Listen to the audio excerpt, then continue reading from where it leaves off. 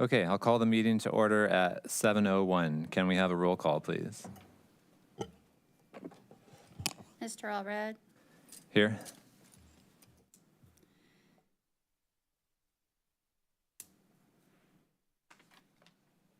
Mr. Andreessen, Here. Mr. Fell, Here. Mr. Hopkins, Here. Ms. McFarland, Mr. Rose, Ms. Sims. Here. And Ms. Yu. Sorry. Here. Okay, so it looks like we have a quorum. Are there any changes to the agenda? There are none. Okay, approval of the minutes. We have 2 past meetings with minutes to approve. We'll take these one at a time.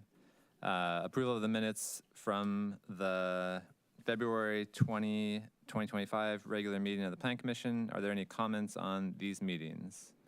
Or is anyone ready to make a motion?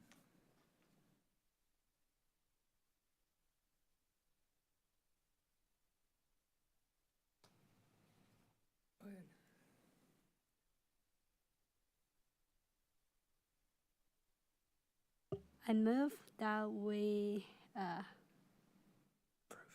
approve the meeting minutes. All right, it's been a while. Okay, so we have a motion by Ms. Yu. Is there a second? I'll second. Second by Mr. Hopkins. Any discussion on the motion? If not, we'll do. 2 sets of minutes or one set? I said that we'd just do one at a time, so Okay. I don't know. Can we do them both at the same time? You can do them both at the same time. Okay, so let me go back. So approval of the minutes from both the February 20 and February 27. February 20th was a regular meeting. February 27th was a special meeting, 2025. Do we need a new motion or? Might as well. Okay. So can we have a new motion to approve both of those minutes? I move that we approve both of those meeting minutes. Okay, so we have a motion by Ms. Yu. Is there a second? I'll second. Second by Mr. Hopkins. Any discussion on that motion?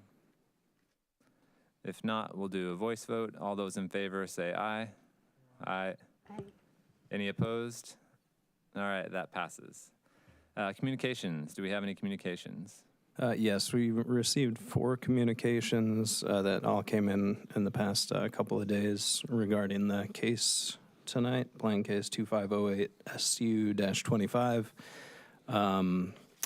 To summarize, some of those concerns were, I'd say the main concern seemed to be parking, some concerns about traffic and safety or, I guess, security plans.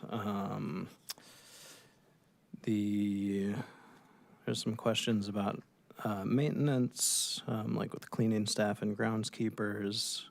A question about whether there would be a kitchen and if that would be available to guests, and a limit on how long a guest can stay. I can answer some of these when the case is there, so they're part of the record. So, and a suggestion that there be a full-time staff person on site, which I believe there will be. But, Okay, thanks. Okay, old business. We have no old business, or sorry, continued public hearings. We have no continued public hearings. Old business, we have no old business, which brings us to our new public hearing. Just let me go over how this is going to work. First, we'll have a presentation from staff explaining the background of the case, the standards that apply, and staff's assessment of how the applicable standards have been met or not by the applicant. And finally, staff's recommendation to Plan Commission. Then we'll have a chance for the commission to ask staff questions about the case, followed by an opportunity for the petitioner to address the commission if they want. After that, we'll open it up to the public, which I'm not sure we have anyone here, but it's early, so they might show up, who will be able to address the commission about the case. If needed, we'll give a chance to the petitioner to address any of those concerns raised by the public. And then we'll close the public input portion and move into discussion amongst the commission and possibly vote. So with that, I'll turn it over to Mr. Garcia. Mr. Chairman, Ms. before we Feld. begin, I need to recuse myself from the case. I worked with Mr. Bagley on his previous similar project for Urbana and had conversations with staff about that project, so. Okay, thank thanks. you. So for the record, Mr. Fell is going to be recusing himself from this case. All right, Mr. Garcia. Okay. Good evening. So there's a request by Halton Bagley for to allow a hostel at 1204 South Lincoln Avenue. Excuse me. Sorry. Okay. Let's hope that helps. Okay. So in case you're not familiar with hostels, hostels are similar to hotels. They provide overnight accommodation, but they're typically more budget friendly. They usually cater to a younger clientele, and they have shared sleeping and bathroom facilities. The closest use to a hostel in the table of uses is a hotel. And hotels are allowed in the R7 zoning district in existing buildings with a special use permit. The building at 1205 South Lincoln Avenue is the former Kappa Delta sorority house. Kappa Delta sold the building in 2017. Sorry, And it's- Mr. Garcia, can I interrupt you? I realized that I forgot to read the case into the record, so Oh, I feel like I should probably I'm read that. sorry. Yeah. Yes. So this is plan case number 2508 SU25, a request by Halton Bagley for special use permit to allow a hostel at 1204 South Lincoln Avenue in the R7 University Residential Zoning District. So it's probably make more sense based on what we're talking about now. Okay, Sorry, yeah. It's been a while. It has We been a did while. this every week for a while, and We- then we didn't do it for months. So. We did. So welcome back, everybody. Okay, so the building at 1204 South Lincoln Avenue, it's the former Kappa Delta sorority house. They sold it in 2017 to a fraternity, but it has been vacant since 2021. The property was purchased by Jim Webster in June of last year, and Mr. Webster has given Mr. Bagley his consent to apply for a special use permit. If the special use permit is granted, Mr. Bagley intends to purchase the property, renovate it for the hostel, and then live in it and be the owner-operator of the hostel. The site is, as you can see here, it's located along Lincoln Avenue. It's on the southeast corner of Lincoln and Indiana Avenue. It's directly across the street from the McKinley Health Center on the University of Illinois campus. So this whole area over here is campus. And then nearby, so the Twin City Bible Church is to the south. That church actually owns these parcels and this parcel as well. So all the adjacent parcels on the block are owned by Twin City Bible Church. And then there's housing of various levels of intensity in the rest of the surrounding area.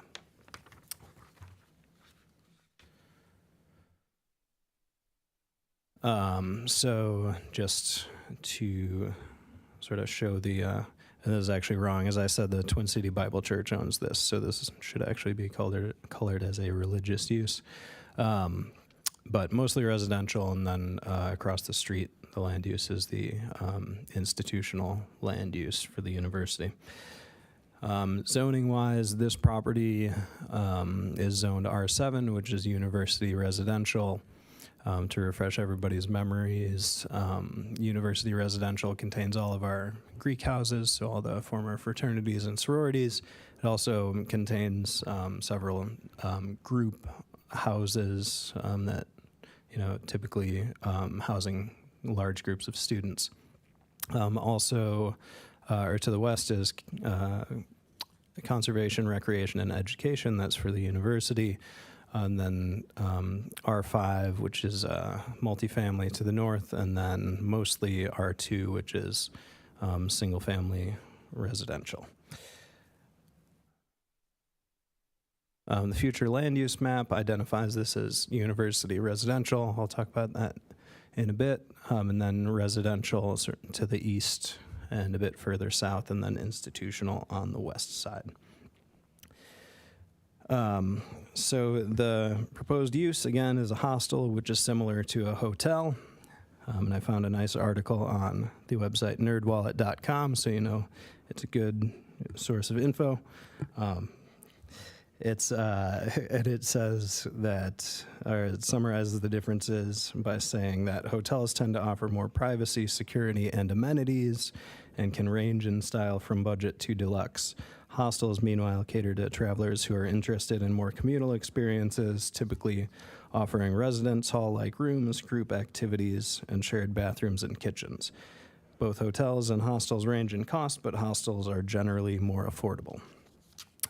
The proposed hostel would have a maximum capacity, it's estimated around 60 guests. That would all be dependent on the building code analysis. And that is less than the current maximum occupancy on the certificate of occupancy as a sorority or fraternity, and which is 67. The layout of the building would remain essentially unchanged, and there would be no changes made to the exterior. There would be 10 private rooms, 10 to 11 shared rooms, 6 full, that is, private bathrooms, and 2 community bathrooms, each with 4 showers, 7 sinks, and 3 toilets. The applicant doesn't plan many changes to the interior other than refinishing some floors and adding some furniture. As stated before, the applicant will live in and operate the hostel, and they'll have policies such as quiet hours beginning at 10 p.m. nightly, and no alcohol on site, and a minimum age of 18 to check in. With respect to parking, there are 11 on-site parking spaces. The applicant has been in contact with the city's finance department to purchase single-day guest passes to have on hand if needed for extra parking. He's also been in contact with the U of I about reserving space in Lot 11 over here, which is a 2-minute walk from the site. And I'm sure Mr. Bagley can provide more details on the conversations he's had regarding parking. Oh, and just for context, I reached out to our finance department. I'm waiting to hear back on how many residential permits had been pulled while this was still in use as a sorority. But we did do some research back in 2017 for sort of the whole area in West Urbana and around campus as well. And back then, when it was still being used as a Greek house, there were 14 residential permits that were issued. Also, interestingly, on the block north, which has 3 fraternities and sororities, there were 66 residential permits pulled for that whole block. I'll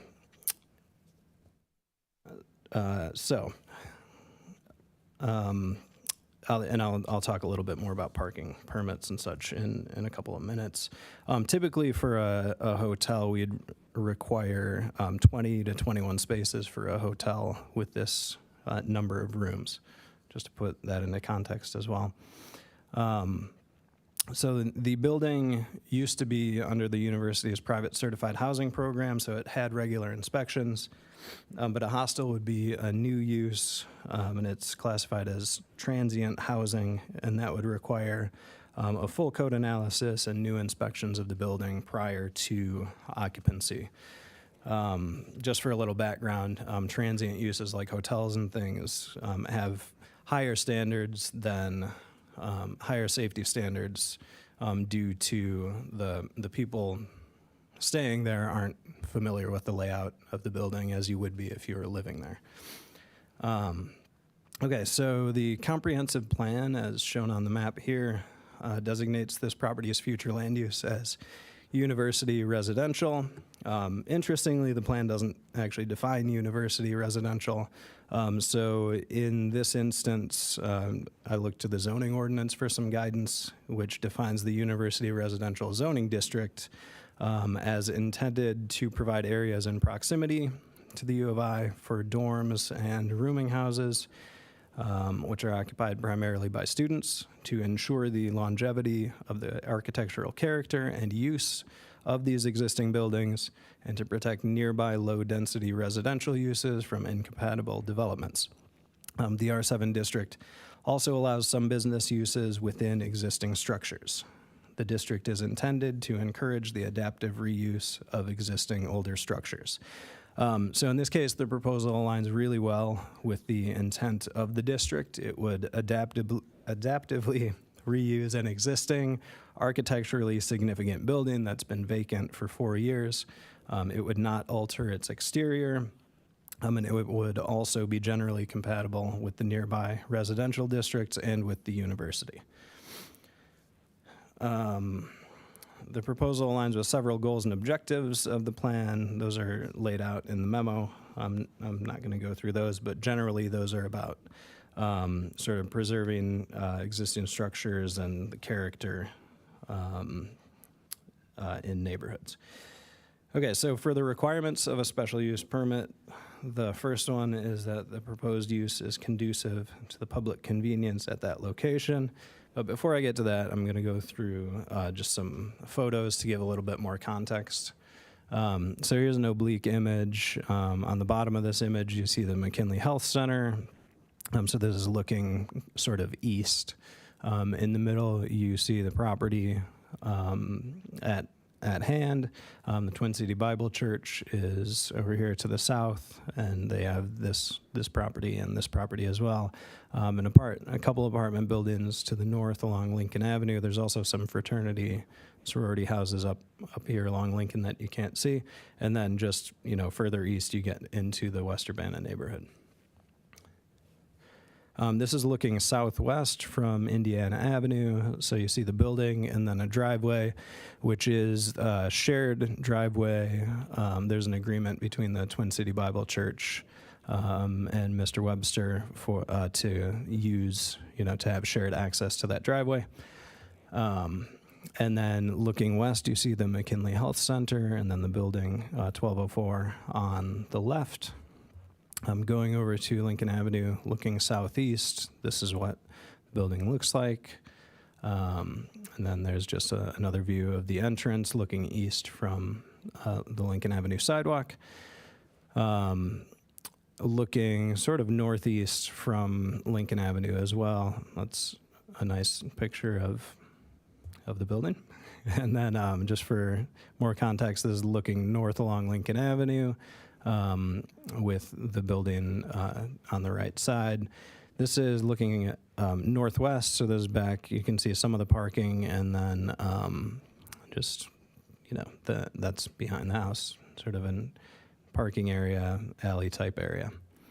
And then here's that shared drive looking back, or looking north, back towards Indiana Avenue. Okay, so back to the criteria for the special use permit. There are 3. So number 1 is that the proposed use is conducive to the public convenience at that location.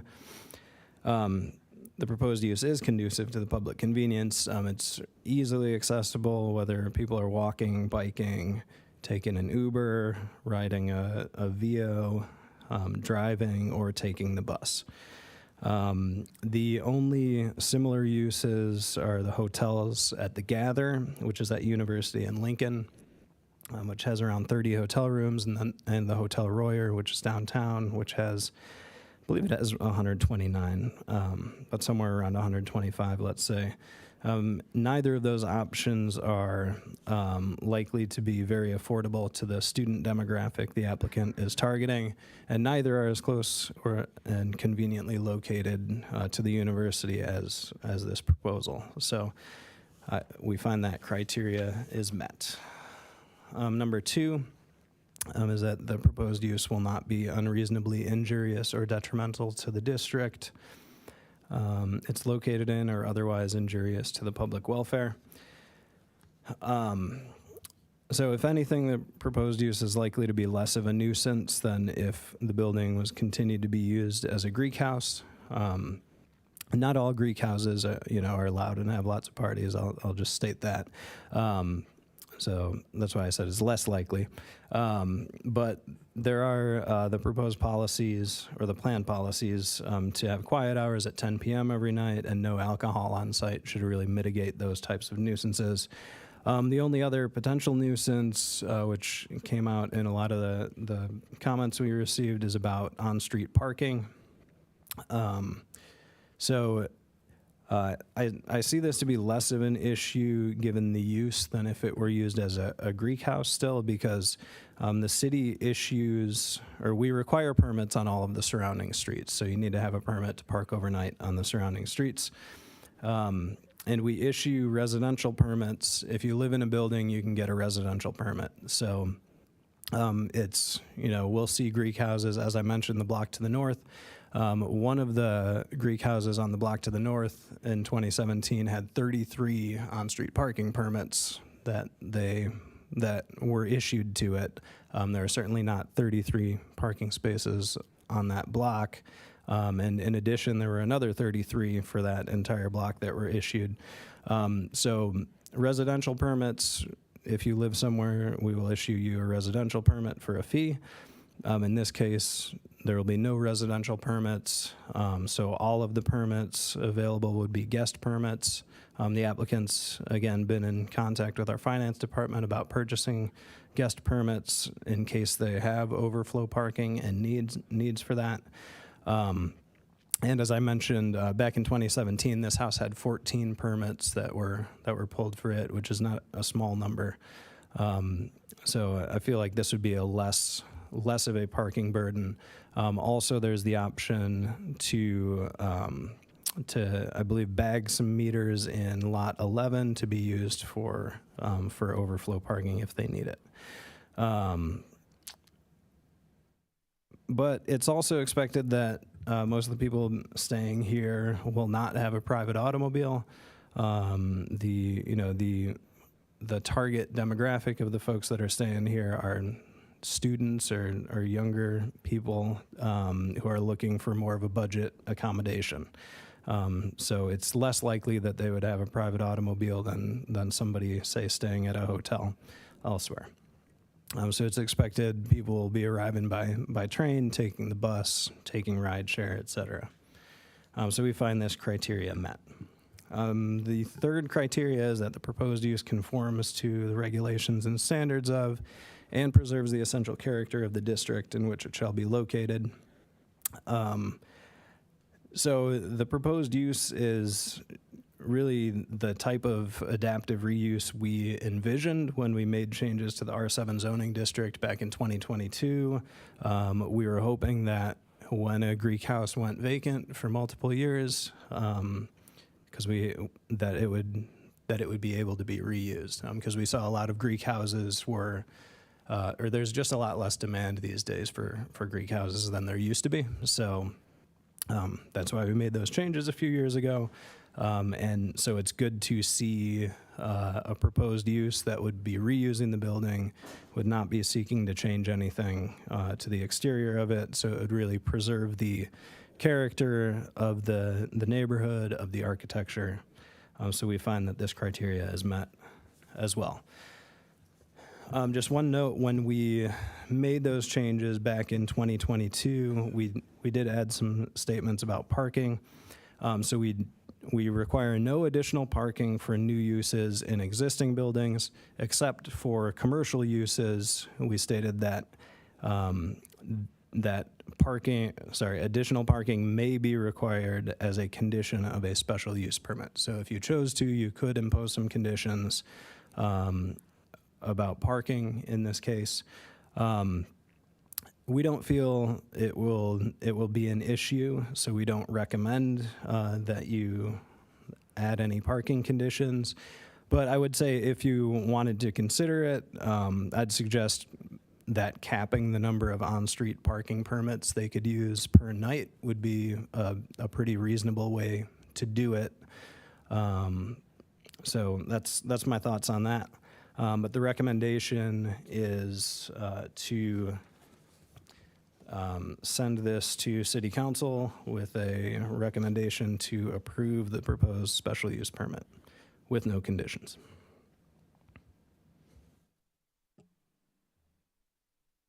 All right. Thank you, Mr. Garcia. Are there any questions for staff?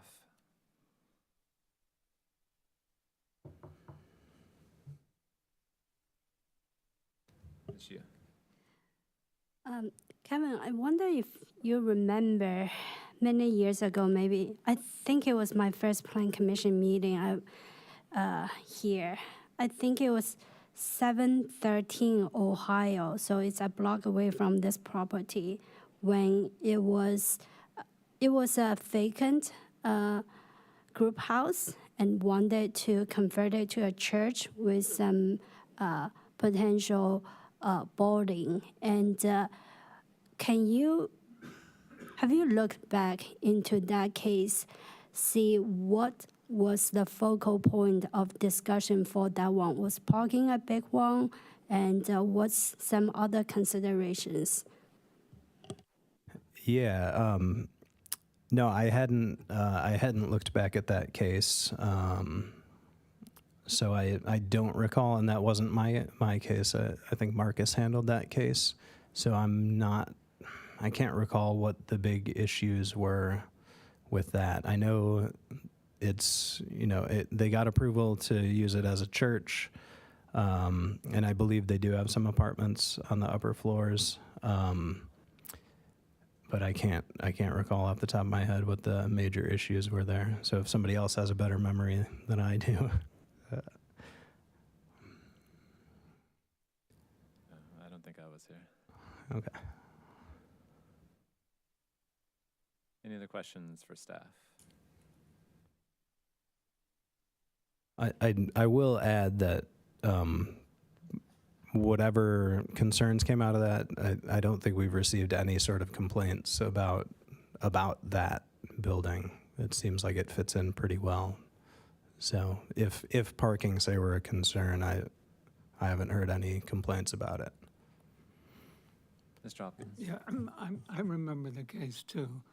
And I think it was what I'll call the typical West Urbana R7 type concerns, which obviously include parking. But I think the key thing is what you said. It did actually get approved. And it has not generated a history that caused problems. So I live really close to both this property. What I can tell you is that that church converted into a church with some living. It's very low usage. You don't see many cars parked over there. It's just very low impact to the neighborhood, much lower than the original Greek house was.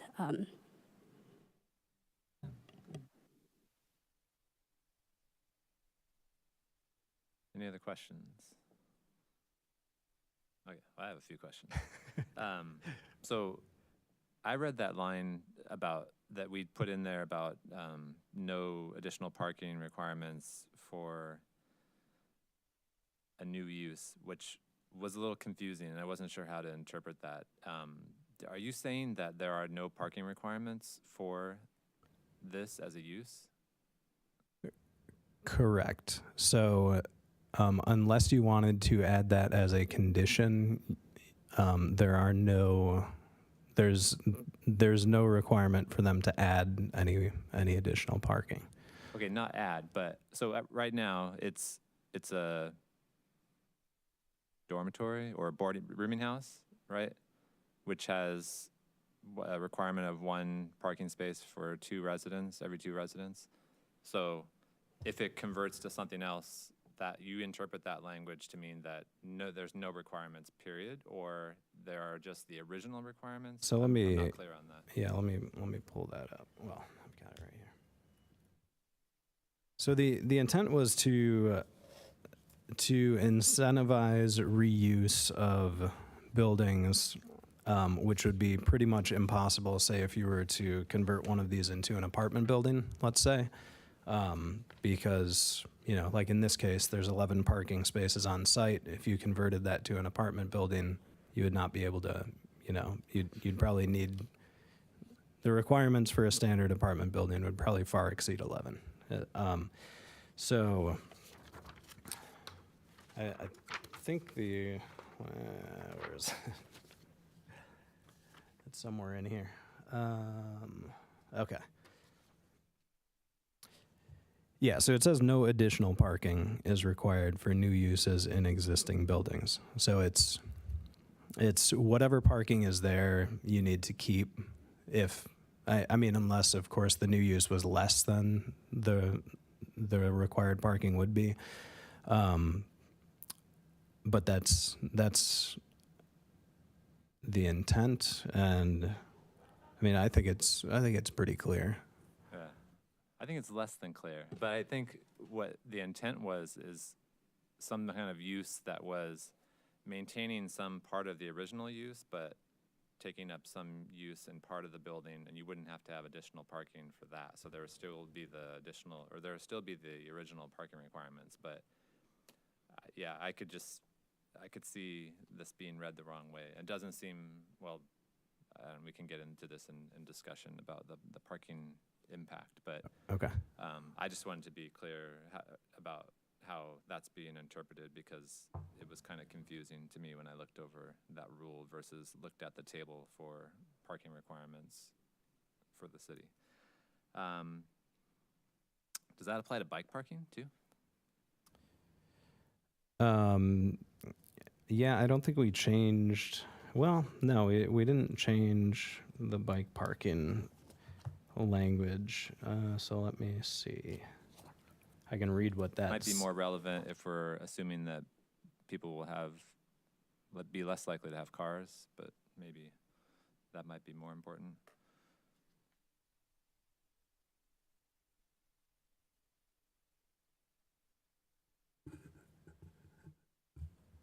So yeah, the bicycle parking requirements are.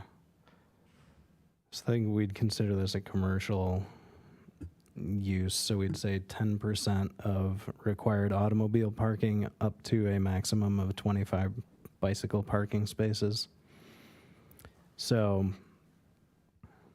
Would that be based off of the theoretical required parking that's not required? that's what I would, as the zoning administrator, that's what I'd base it off of. Okay. So there would be bike parking required. Yes. The access for the parking area comes off of Indiana, is that correct? It comes off of, so there's there's that shared one off of Indiana, but then there's also the one here off of Lincoln. Okay. So on the agenda later, we're talking about the Lincoln Avenue corridor study, and I think there was some intent of that to try and close off access from Lincoln where possible. I mean, is that something, is that an option to, if there's some of the concerns that were raised that I saw briefly in the emails had to do with, seems like where the parking is accessed from and where traffic is being generated onto, and if it's being generated onto one of the neighborhood versus collector streets as opposed to higher capacity Lincoln, and sort of deconflicting those things. Is that, I guess that's more of a question for the applicant, but I haven't had a chance to look at that, so I don't know if it's Okay. possible to, if that would be an issue to not have access from Lincoln or not. Yeah, I mean, it might be. I'm not sure what the configuration is totally, but I'm pretty sure all the parking is sort of striped. I mean, you can always restripe parking, right? Okay. But yeah, I'm not sure if it would work. Okay, so it closing seems that like off. it's meant to be accessed off Lincoln. I think so. Yeah, let me see if I can see some. Yeah, so the parking, so Lincoln's over here, and you can see the parking striping is facing that way. Definitely could use a restriping too. I don't think I have any better pictures of that. Hold on, maybe if I go, I might be able to see them from here. Yeah, so all the cars are parked Yeah. Okay. like that. Okay. Yeah, that makes Yeah. sense. And it does, this seems like a little wider access. Also, I think that the church might access their, I'm not sure. But yeah, something for discussion, sure. Okay. And then last question. So this has been vacant. So there was a Greek house there for some years. Then they left, and then a new one came in, and then they left in 2021. Is that? So it's Yeah. been vacant since 21? Correct. Okay. What are do you have a sense of like the general trends? I mean, have there been Greek houses, these kinds of structures that have been vacated recently that have been filled by new Greek houses? Or is it generally that there are less interest in Greek houses taking these kinds of spaces? Or I'm current- not sure current times? if, yeah, I'm not sure. I don't know of any where it sort of swapped from one to another. I do know there's at least one other former Greek house in this area that's not been. I mean, I don't even know if it's being leased out at all. I think it's been vacant I think it's up on Oregon. Uh-huh. Okay. But I think the general trend is just there's less interest in Greek housing. And I think that's why back in, I think it was 2019, Landmarks Illinois had identified Greek houses in Champaign-Urbana as being on their top 10 most endangered list that year, which is what spurred us to make changes to the R7 district to allow more uses in them. Okay. So it seems unlikely that a new Greek chapter would. I mean, I think so, and especially because it's been vacant for 4 years. Yeah, just wanted to Yeah. clarify that. Okay, that's all the questions I have. Any other questions for staff? All right, thanks, Mr. Garcia. So just as a reminder, we'll have an opportunity for the petitioner to address the commission, and then I think we might have someone from the public in the audience who wants to address the commission. So I'll turn it over to the petitioner if they'd like to address the commission.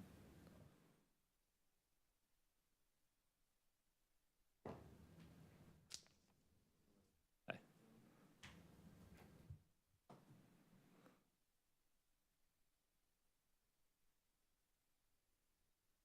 Open forum, right? Yeah, is the mic on? I don't think it's on. Yeah, There's a little button in the front there. and then could you sign in too on that sheet? Thanks. And then just state your name. That should do it. Yeah, and then you can tell us Hello? what you'd like to say. Is it on? Yeah. My name is Halton Bagley. First of all, this project has been a dream of mine for a very long time. I went to a state university in New York and had a wonderful time in college. So I know how the university system in the United States is a very formative period of years for America's youth, and it was for me. So that's one part of how this idea came. The second part is after I graduated college about 9 years ago, I started working in the corporate world and was able to work remotely and travel to different parts of the world in Europe and South America, and obviously was on a budget, didn't have a tremendous amount of money, so hostels are very popular in Europe and in South America and Asia, and allowed me to stay very affordably in these very cool cities and have a lot of cool experiences. So I've probably stayed in over 100 hostels in my life, and again, it was a very formative experience for me. So it's this blend of those two things that brought me here, and I first thought of this idea in 2017, right when I was out of college, but had no money or no money to do anything like this, and then, so I put it on the back burner, if you call it.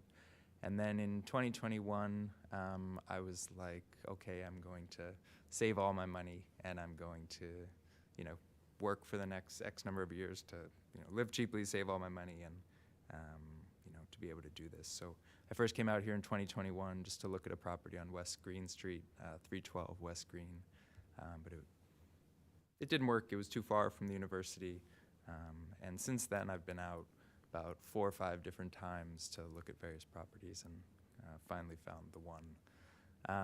So my goal here,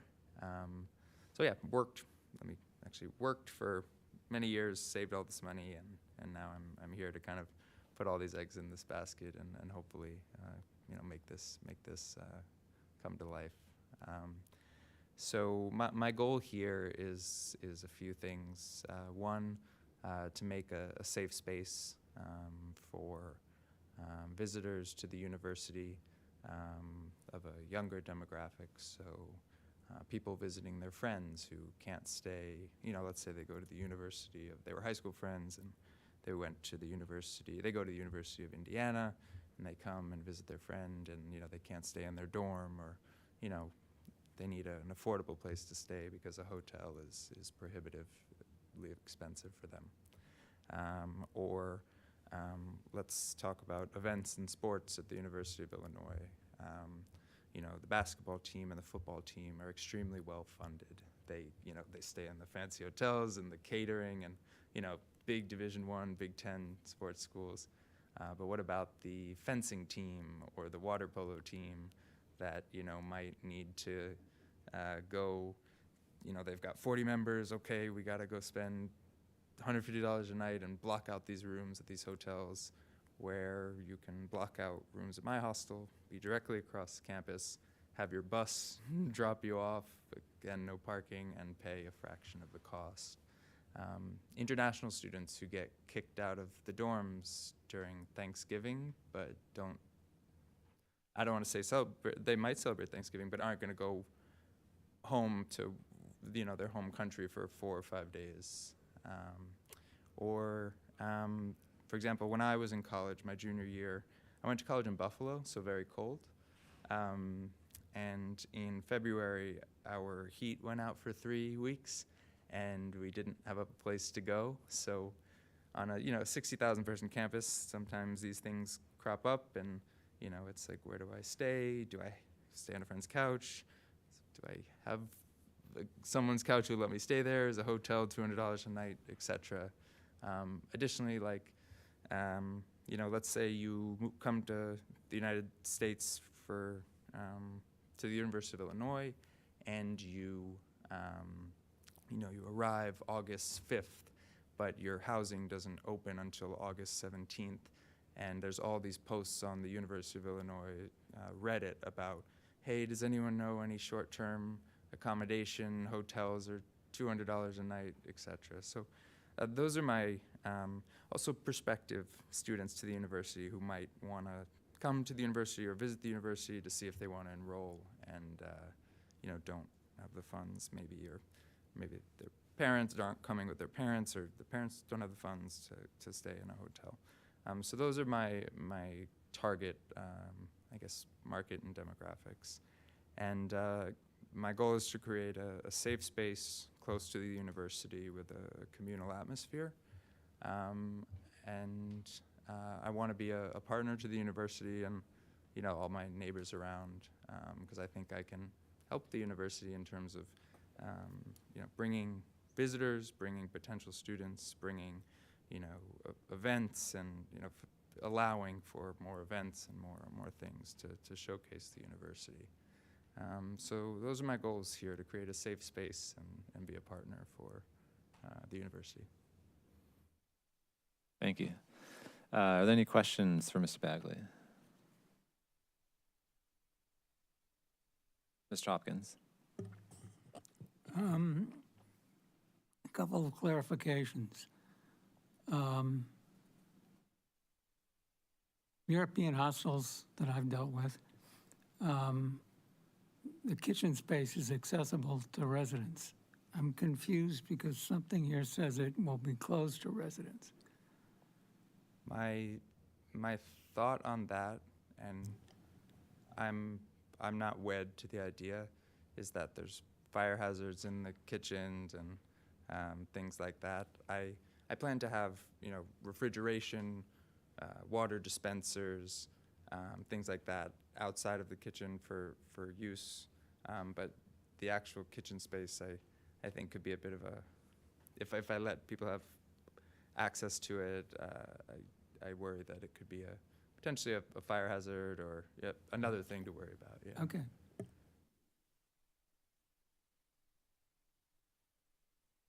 Any other questions for Mr. Bagley? So Mr. Hopkins? have you had, it was unclear to me whether you had any responses from the university about Lot 11? Yes. So Lot 11 has, I haven't counted the exact amount. I drove past it like 3 times today, but it has at least 35 meter spots. You can bag them for $20 a day. So what my plan is I have my, well, first of all, my plan is to have less than half of my residents have cars. But let's say that they do. I have my 11 spots on property. Then I have my allocation of paid guest permits in the West Urbana neighborhood area. And then the University F11 lot. There's also the F9 lot, which is about a 4-minute walk away. Bag those meters, and then I would kind of dollar cost average the cost to my guests. So I'd have, these 11 free spots on the property. It'd be, let's say I have 5 spots on the street. Those are $3 each. And then I'd have, 10 spots in those 2 lots in the university, cost $20 a day. So I would average those costs, $3, $20 free, and say offer a parking permit option upon reservation that's $8 or something like that. Okay. Yeah, where is, Fourth plan, if I need more, is I just to pay for spots around. trying to that get an people- idea of how you're imagining, and you've, I think, given a reasonable idea. Where is F9? It is about, Is that the one by Jimmy John's? yes. Okay, so it's the one by Jimmy John's Cafe Paradiso, the one that's just Okay. south of there. Okay.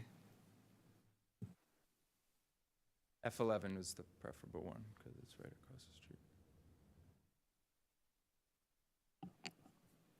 Ms. Sims?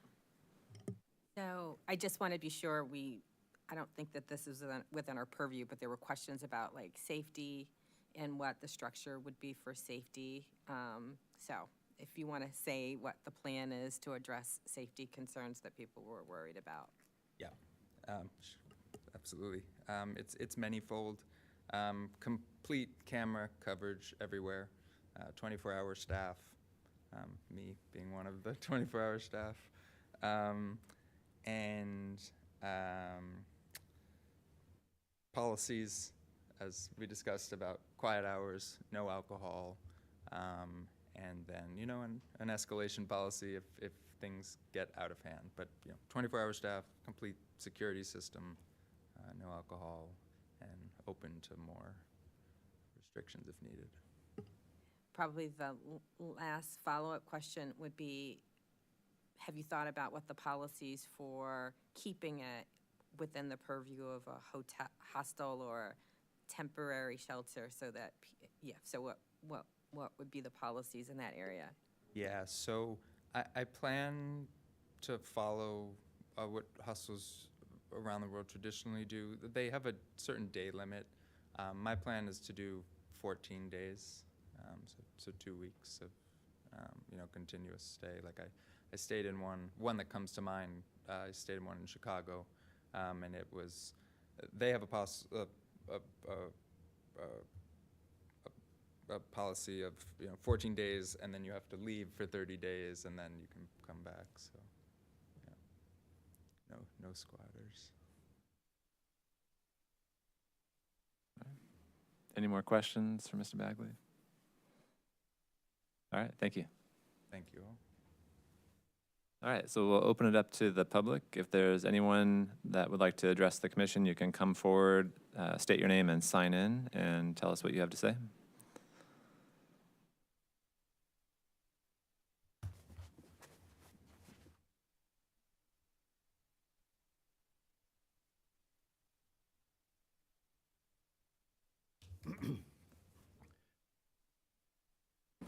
Good evening. I'm Larry Berger. I'm chair of the Leadership Council at Twin City Bible Church. And so we're next door neighbors. Our church is typically on Sunday morning, half students, and many of those are internationals. So the target audience of what Mr. Bagley is proposing overlaps and is consistent with what we are targeting. So that part of it's, we're certainly endorsing.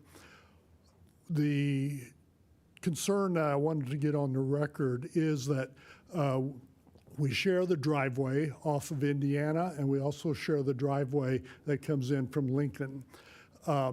When the sorority was there, because they tended to stay for 3-4 years or more, they recognized that we had certain times when we would have children walking from the church to the house that's just to the east of the sorority house then, the hostel if we're considering this. And so when we have new people coming in on a regular basis, that institutional memory, so to speak, is not likely to be there as much.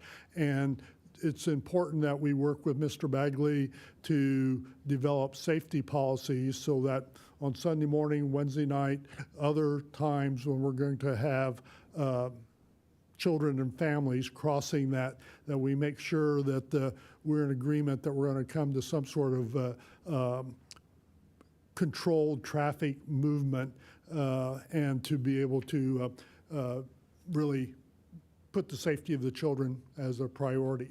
So that's the main issue I wanted to get on the record. Other than that, we're supportive of the proposal. Great, thank you. Mr. Hopkins? Do you know the actual legal standing of the shared driveways? It The appears to legal me that- standing, It appears to me that the one off Lincoln is actually half on the, what I'll call the hostile property, and half on your property. I think that's correct. Okay. And the one off Indiana appears, as best I can tell from what we've shown, to be on your property. Is that your understanding, or? I have to admit, I'm not Okay, familiar with whether that is on our property total or whether it's shared, but yes. okay. So presumably, the one that is half and half on each property is legally secure as shared access, because there has to be a, can't come up with words, a easement to make that work. So, okay, that's, I just wanted to make sure that. I'll ask you since you're there. Is there currently lighting on these shared driveways? Like you mentioned Wednesday night time frame. Well, there's lighting on the houses and from the church that do project to some degree over the shared driveway and the, but it's just more of a, how we make new people coming there aware that there's going to be certain times when families and children are going to be in that space, and we have to be a little cautious. Okay. Just curiosity, I know sometimes with Airbnbs, there are like policies that say things like that. So if there's a like written agreement where a part of, checking in is that you be aware of traffic, or could something like that maybe address the concern? Yeah. All right. Thank you. Thank you. Is there anyone else from the public who would like to address the commission? If you could come forward and sign in and state your name.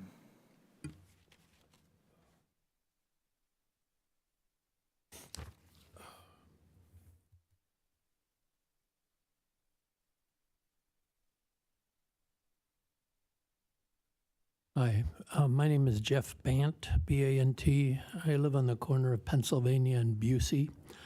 And I wasn't intending to speak tonight because my concerns lately have been about a traffic increase, a tremendous traffic increase on Pennsylvania Avenue, really high-speed traffic, and now an increase on Busey, even this summer when the students are gone.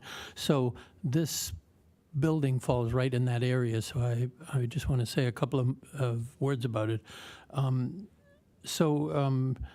People use Pennsylvania now as a high-speed way to avoid going on Florida, and I bought a little thing for my phone so I can check the radar, and I've got an average speed of something like 45 miles an hour for most, and not just rush hours. But I've clocked things at 70 miles an hour. I've been passed on Pennsylvania doing 35 miles an hour by people that are in a hurry. And so and I'm going to make a presentation to the city council. I've already written it, and I'm just waiting for the appropriate time on that particular problem. But Busey also has noticed, I've noticed an increase, and I live right at the 0 point of this increase in traffic. And because cars now are starting to use Busey instead of Lincoln, they jump over the stop signs. I've talked to the two study groups that are studying Lincoln and Florida, and they regard my concerns, and they're very nice about it, but basically these are secondary concerns, and they mitigate them. They say, well, there's not that much traffic there, and we won't add much to it, et cetera, et cetera. So I'm doing that with the city council or whoever, what's more appropriate. This particular project is right in the heart of that, and I think it's a wonderful project. I really admire this sort of reuse of a good building, and I'm glad that somebody's doing something with it instead of turning it into more high-priced apartments and things. And we talk about affordable housing, and we forget that we need affordable places for visitors to live when they're here just for a few days, and many of them students that can't afford $200, $300, $400 a night in a hotel and things. So anyway, so that's cool. But in regard to this project, my only concern is parking, and a lot of people on WUNA have been talking about parking over the last day or so. And we've pretty much talked it out, and I think everybody's okay with that. But for instance, and Kevin mentioned this, and it sounds like a small matter, but I don't think it is. I have a street parking permit, and I live right on the corner of Pennsylvania and Busey, but I can't park anywhere close to my house because the people at Farmhouse have all these parking permits. They park their car there all day long and all night long. They don't. It's cheaper than parking on campus, and so I can't park near my house. And particularly Farmhouse, like they have several places right on Pennsylvania that make it impossible to see the corner of Lincoln and Pennsylvania. So cars just fly out of behind these things, and many of the cars are 4x4s and things. But that's Farmhouse. But Busey, when the church is meeting there, the parking, all the streets are filled. And my only concern, and I don't think it's a big one, but it's something to just think about, and I know you can't ask questions, or I can't ask questions of you, but I'd just like to put it in your head that when I got my street parking, I could buy 2 or 3 guest permits, but I wasn't sure whether that was all I could ever buy. Is there a limit to what I can buy? I do not know. Okay. Well, my concern is that if they're cheap enough, one might have a whole stack of these things, and the residents of this place on football weekends, when you're going to get non-visiting scholars, you may have a flood of people parking on Busey. Busey's getting a bit more scary to jog down, to walk your dog down and all that sort of stuff, because people are flying through there quicker than they used to. And if there's more parking, more cars parked on there, it makes it harder to see cars coming. That was my own concern. And I think that was really, that was my only concern. Just to perhaps clarify guest parking so that it wasn't just, I keep a little, like 2 or 3 of them, so if I have visitors and I can't park them in my driveway, I give them a parking space. So thank you very much. Okay, thank you for your comments. Did you want to, I thought you described, I'm not familiar, I mean, I know the residence guest parking that he's talking about, but I thought you said that this would be something other than that. I think, and actually, Mr. Bagley might be able to answer it better than I, since he's been in contact with our finance department about what types of permits they would be. But, I mean, my understanding is they would be akin to the guest parking permits. Because we don't, I don't believe we have anything, that's sort of designed for this type of use, because we have not had this type of use. We haven't even allowed this type of use until 3 years ago, so. So are those parking permit allow for 24 hours parking? I think I looked into believe that so. for some time before. There's a gap. You can't really park your car there for 24 hours. For the guest permits, I don't think that's an option as far as I know. I'm not sure. Well, we can offer an opportunity for Mr. Bagley to respond if you want to respond to any of the comments.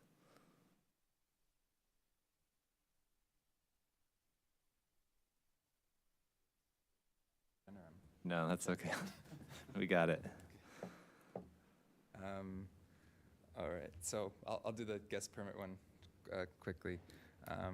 So the sign, I have pictures of it in my phone, but there's the sign there that says no parking from if you don't have a permit, no parking from 3 a.m. to 3 p.m. If you do have a permit, be it guest, resident, it's 24 hours. For a guest parking permit, it's 1 day, but 24 hours. So it's not like, the next day it only works for 24 hours. So that's, I've done the research on that. And then to address Mr. Ban's concerns, I completely understand that parking is a main issue, and I'm going to be repeating a lot of things that I said and Kevin said, but I'm completely committed to making sure that this is less of a issue than even it currently would be as a Greek use. So I have my 10 spots. I imagine on the street in the Wuna streets, or Wuna streets, let's say I had 3 to 5 permits. That's substantially guest permits. That's substantially less than the 14 or 33 or 37 that each fraternity house is having as a resident. Third thing is my guests are my target demographic.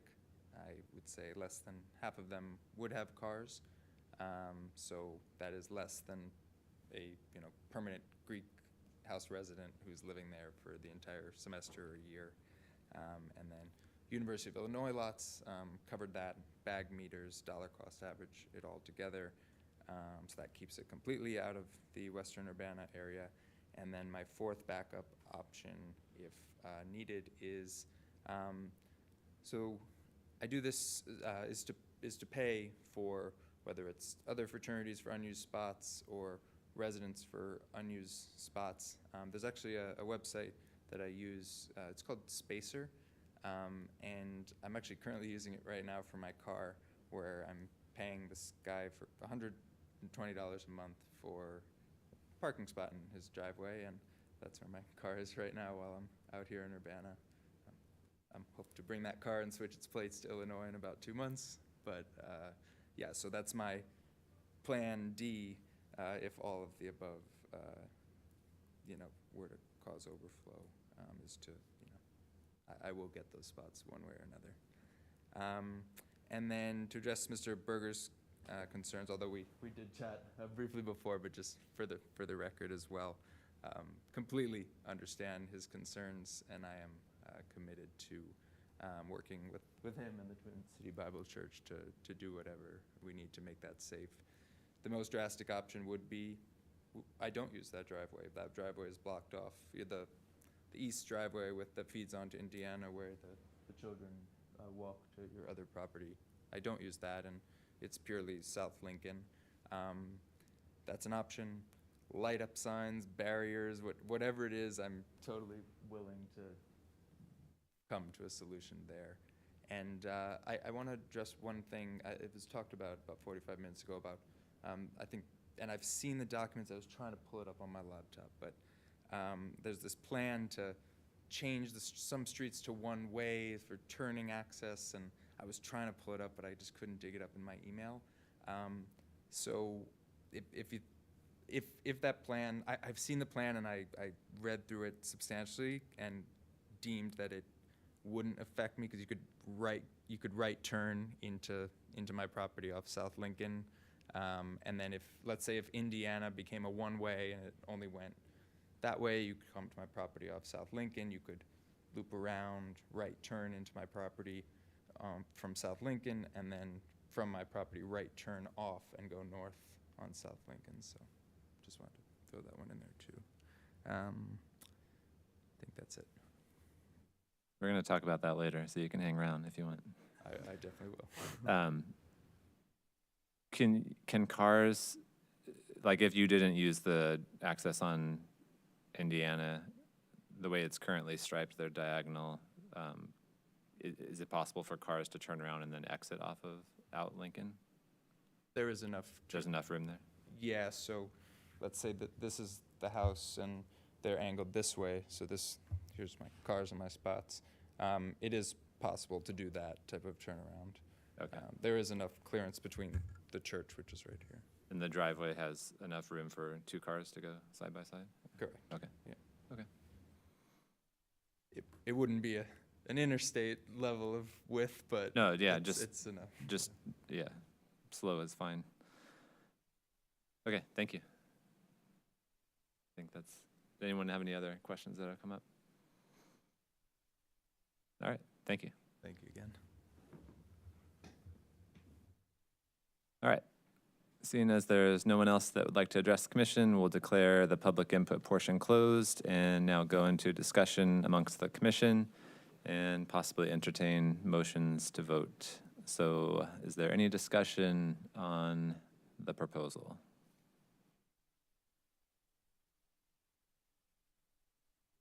So I want to understand the difference of running a hostel versus running a hotel. I imagine if you need to run a hotel, it's subject to a lot different regulations of the standard of the hotel. Is there anything like that for hostel? I think Kevin said that it will require a different level of, I don't want to misspeak you, but he did say that there would be a different level of inspection, a different level of evaluation. So at least around sort of the structure policies, yes. Am I correct?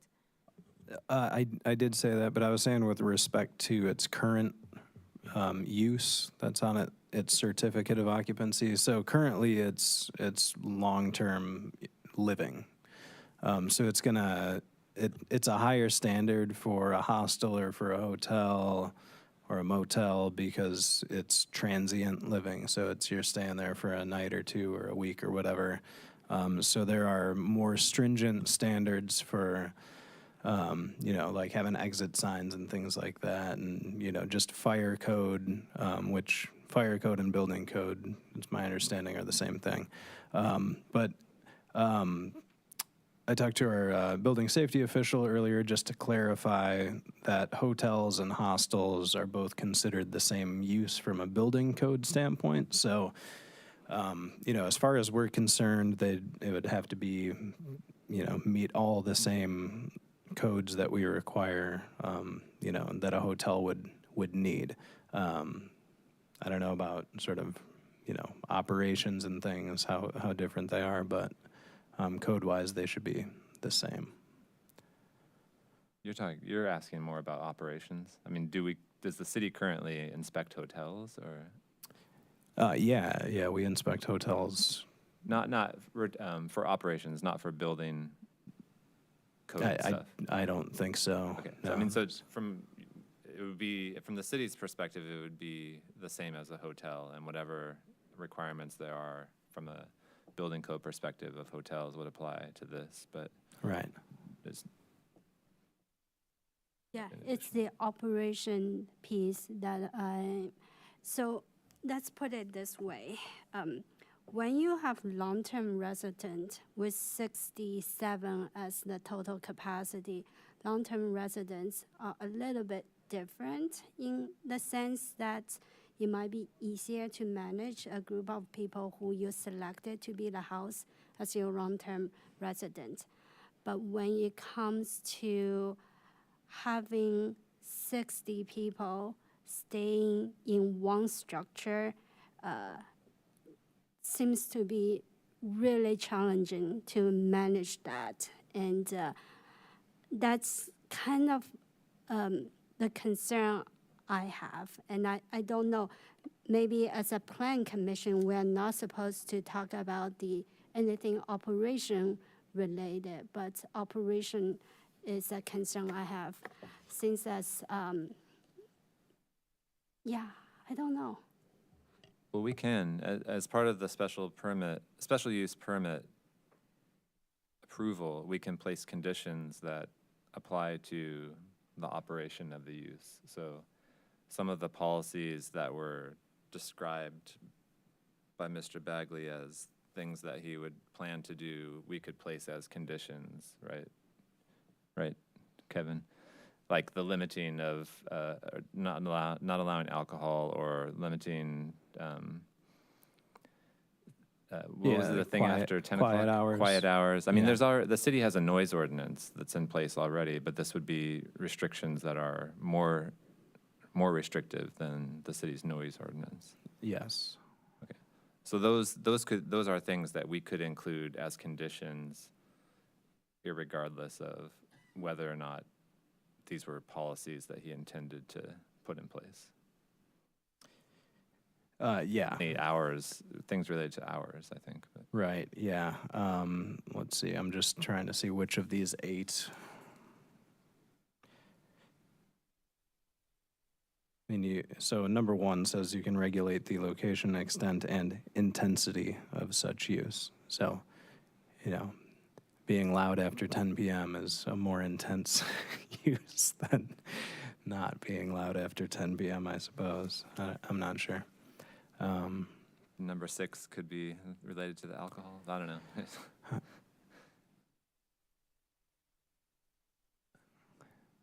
I mean, and number 8 is kind of a catch-all in that you can have any other conditions deemed necessary to affect the purposes of the zoning ordinance. And the purposes of the zoning ordinance are many.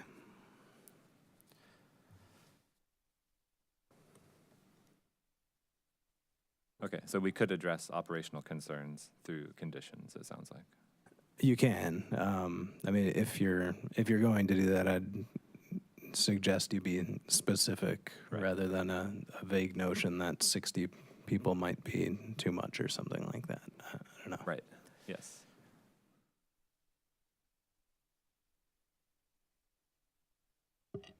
So I lived in this neighborhood for a long time, and I have been really interested in group house.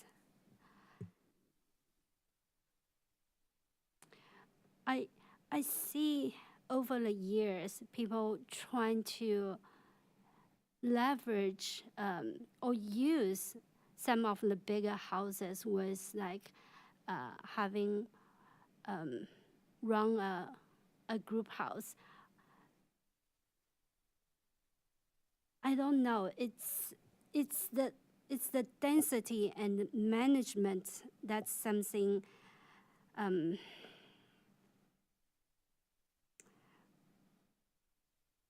really stress me out. When you have a dense situation and I don't know how those are managed. Yeah, convince me. I don't know. I just have an uneasy feeling about it. Mr. Hopkins? So I don't have the material in front of me. We have a recommendation. The recommendation has no conditions, am I correct? That's correct. Okay. So my reaction is, we need to do this. And we need to do this because this is a near perfect example of what we need to accomplish on the east side of Lincoln Avenue with an attempt to maintain the Woona whole area and deal with the adaptive reuse with the creative reuse of properties on Pennsylvania Avenue. If the one condition that I would be inclined to add would be that there must be on-site 24-hour staffing.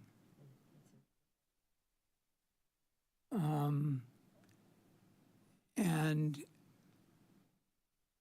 I'm inclined to make that an explicit condition with the hope that this thing succeeds. And if it succeeds, it may get beyond, the founder's energy, let's put it that way. So I think we need to be, it needs to be clear that we expect it to be close to a hotel in operational supervision. But I think that's the key thing that we need to specify. But I would, I think this is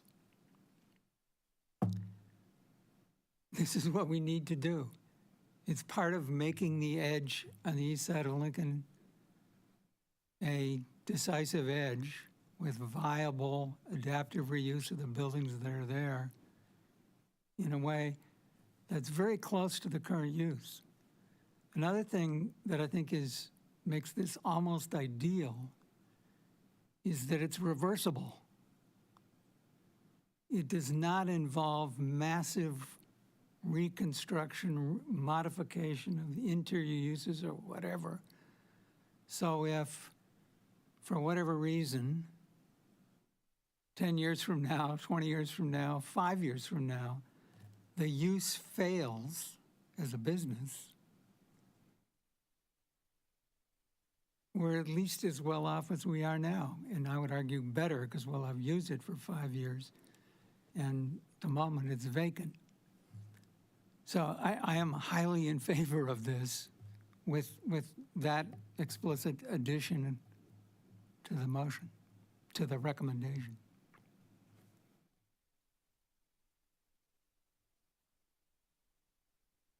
Yeah, I think maybe we should discuss a little bit more what other conditions we might want to include. I think saying that we expect it to operate as a hotel, I mean, there are good and bad hotels or hotels that are good and bad neighbors. So I think that's a little bit vague, and we don't have language that we describe for hotels. So I think we should try and articulate what concerns, what externalities that we think might be related to the use that we think need to be mitigated. So 24-hour staffing, if there's concerns, other concerns we've heard relate to parking. Other concerns have related to traffic and traffic management. I don't know that anyone brought up noise or the alcohol, but that's something that has voluntarily been suggested as policy by the applicant. So we did not see the interior configuration of this building. And I think you read through some of the space. Again, my question comes to 60 people. Again, my question comes to strangers sharing a room. It doesn't sound right. So how many rooms are there? What's reasonable number of people, unrelated people you can accommodate?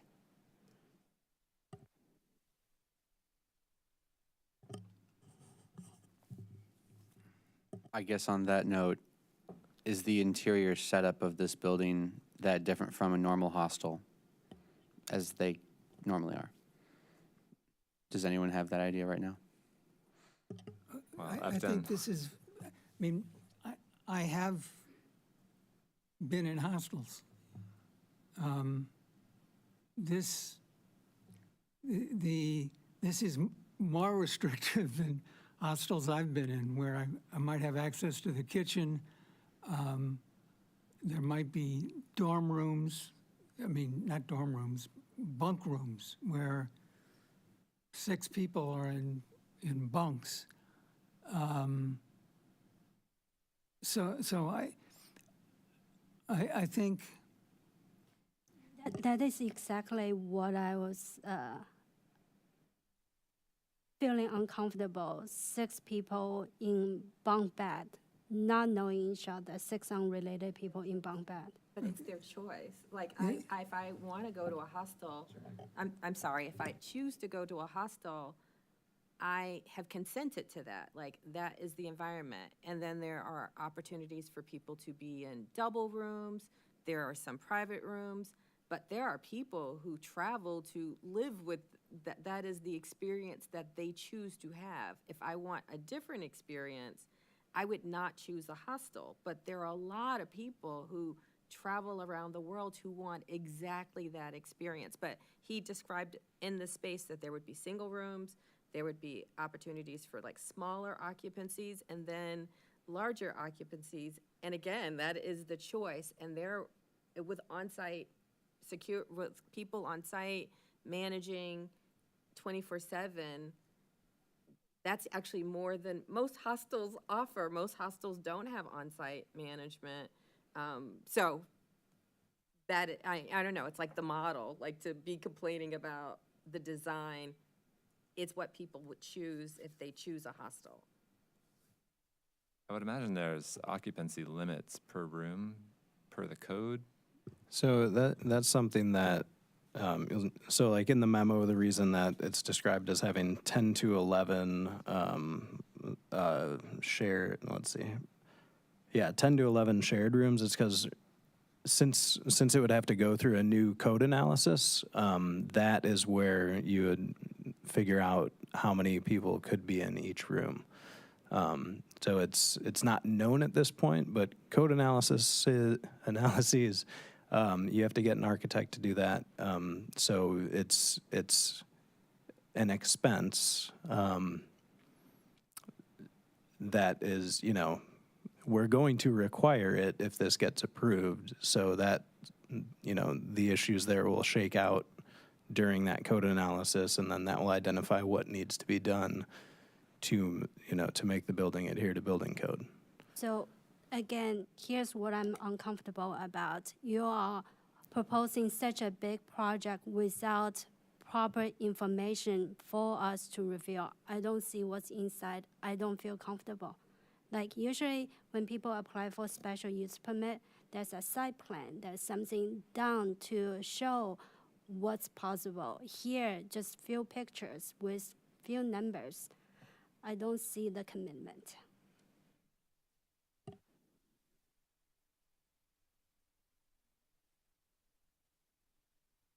Sure, if you come up to the mic again.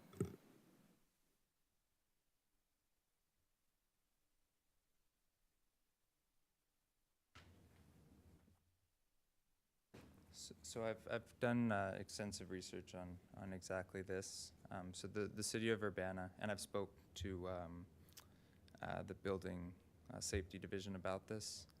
The city of Urbana adheres to the IBC 2021 code, and R1 properties which are hotels, have occupancy limits per room and for the whole building.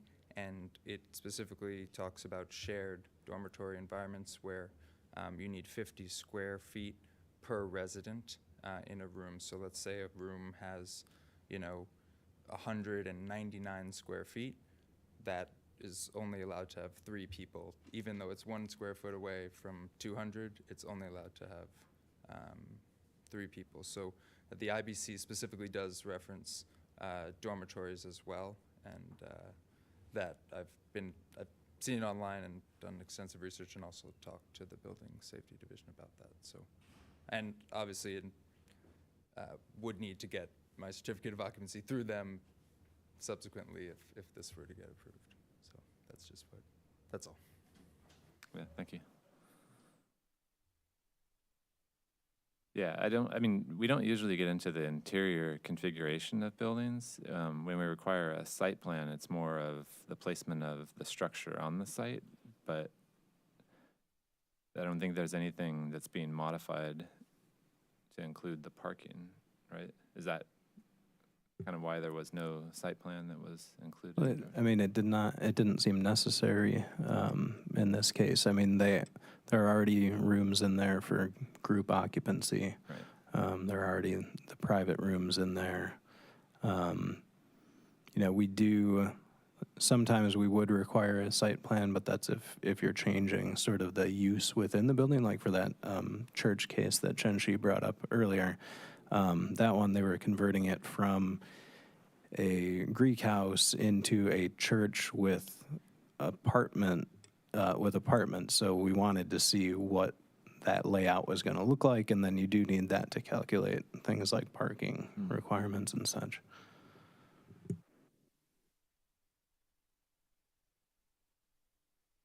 Okay, well, is there interest in coming up with other conditions, or are we content with Mr. Hopkins' suggestion? And if so, is anyone ready to make a motion?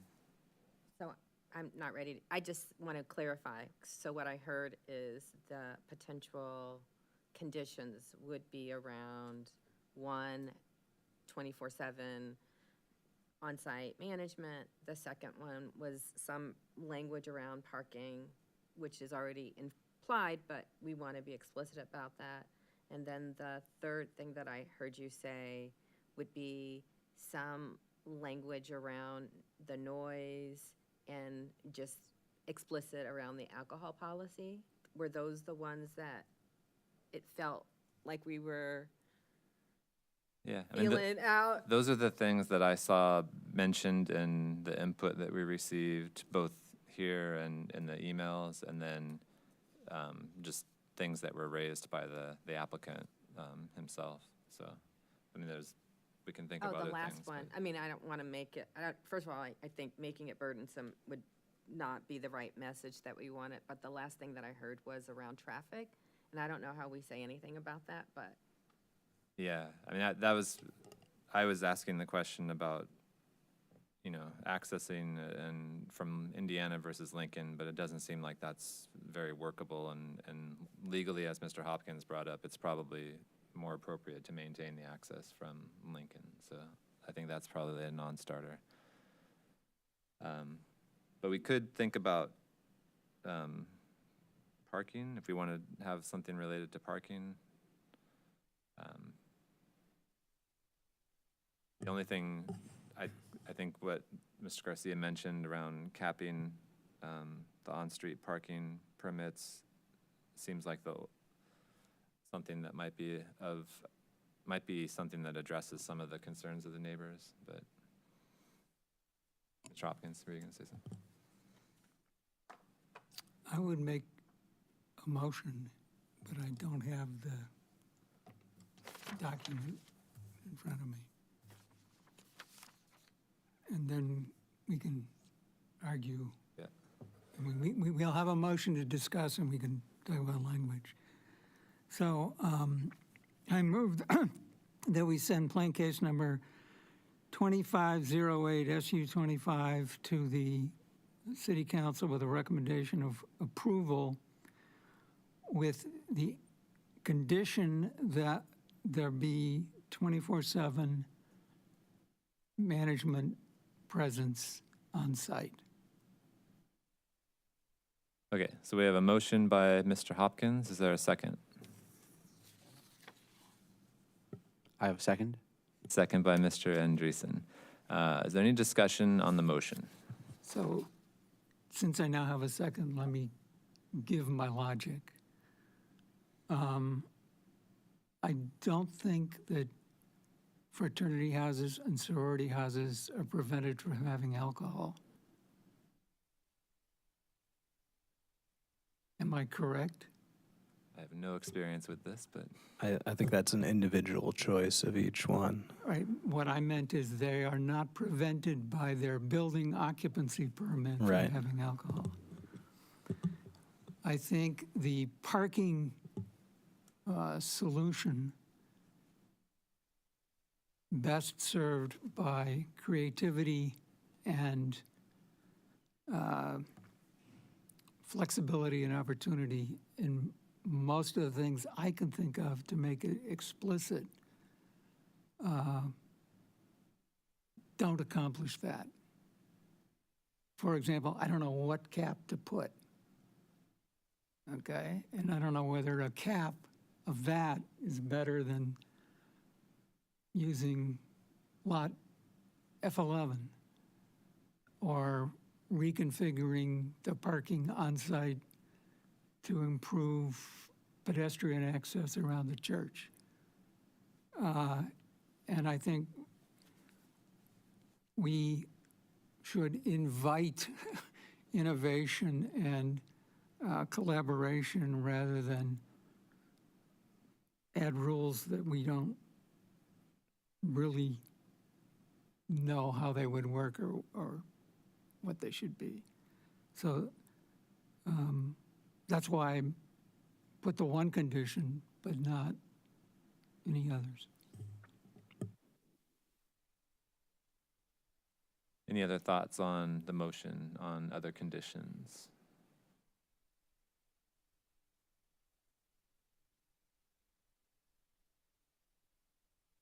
I remember I think there was discussion about when you have a conditional use permit, does it go with the property or go with the applicant? If,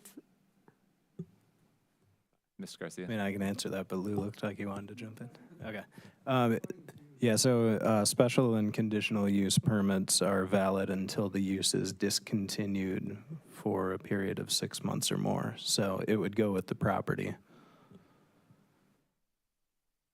which makes sense over, if you got a special use permit to do something and you had it for 20 years and you were going to retire and wanted to sell it to somebody, I don't think it makes sense to require that new person to go through another process to do something that's been working for, for however long.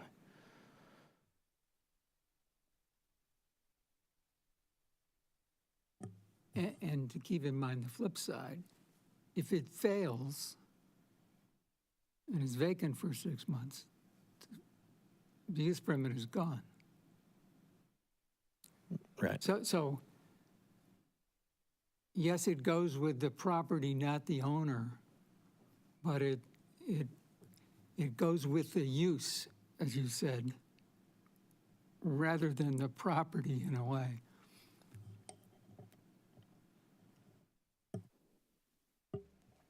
so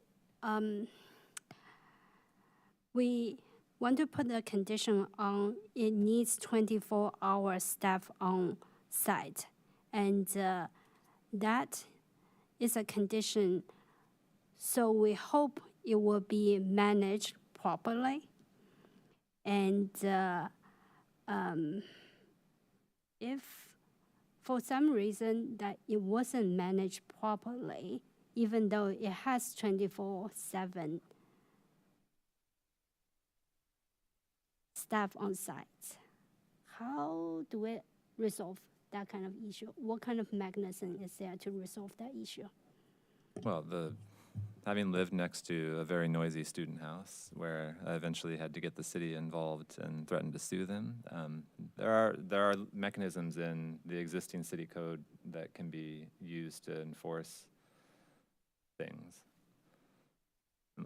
That would be my answer, but Yeah, and I think that's probably a better answer than my answer. But I mean, my answer is, you know, with any use, you don't, with any sort of use that requires management, you have no idea if it's going to be managed well or managed poorly. You know, if it's managed so poorly that it becomes an issue, then yeah, there are mechanisms to deal with that.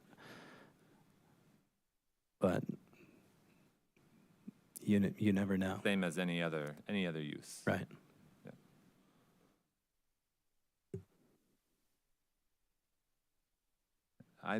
I'm kind of with Mr. Hopkins in the sense that I don't know if I see the logic of adding more conditions. The condition around parking, it sounds like there's quite a few options and figuring out, you know, what is actually needed when it's up and running. I think allowing for flexibility on that makes sense. I think the city has a noise ordinance in place that's probably actually more restrictive than the quiet time starting at 10 o'clock. So, you know, that exists and there's means to enforce that. And then as far as the alcohol, you know, I leave that up to the applicant to set that policy or not. So any other discussion on the motion?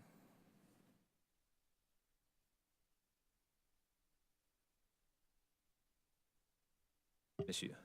I think my conclusion statement, not really, but after this discussion, I think the other plan commission probably knows where I'm coming from. It's the management of a high-density transient housing. I really wish this become a lovely, sought-after place for people who wants to be there, become that community center. But I really would stress that it takes a lot to manage something like that. So that's it. Good luck. Can I? Sims. Yes, and can I offer, his business model will be dependent on good management because poor reviews, I mean, most of how people find them, his success and failure is, does it live up to his design? And if it doesn't, it won't work. So there's some code enforcement, there's some other things that the city can do, there's nowhere, the law enforcement, right, like all of those things. But fundamentally, the model will not work if it's not safe, if people don't feel like they can go there, if it's not comfortable. No, he won't have business. So no matter how cheap it is, people just won't go. So it will. Well, not necessarily. Even if the price is right, people will go, but it doesn't guarantee it will be a desirable environment.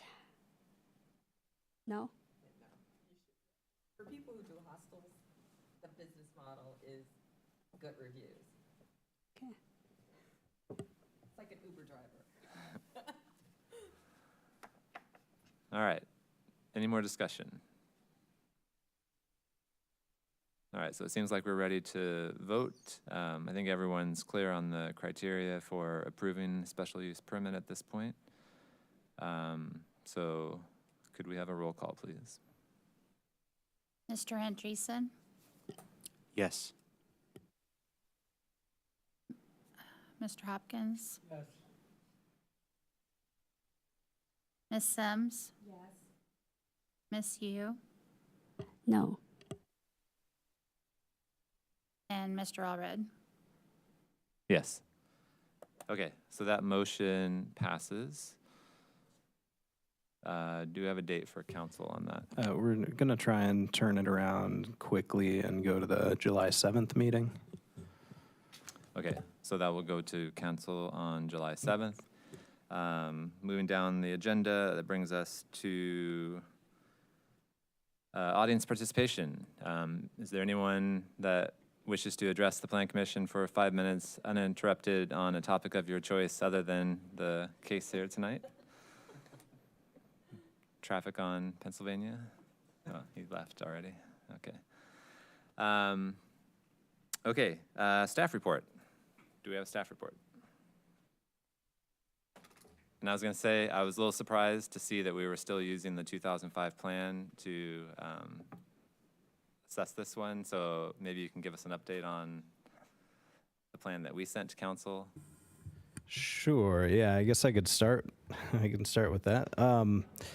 So the comprehensive plan, Imagine Urbana, will be going back to committee of the whole on the aforementioned July 7th date. And that's about all that I have. I haven't received any further direction. Can you tell us a little bit from when we approved it to now, what has been up and down? What's some input from City Council? What's the discussion, high level? It's been a while since we've actually discussed it there, so I don't actually have that fresh in my head. There have been a couple meetings it's been on the agenda where it has not been discussed.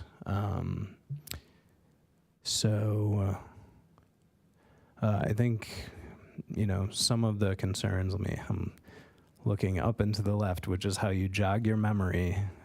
I know. I think most of the concerns have to do with the place types and with sort of the neighborhood one place type in particular.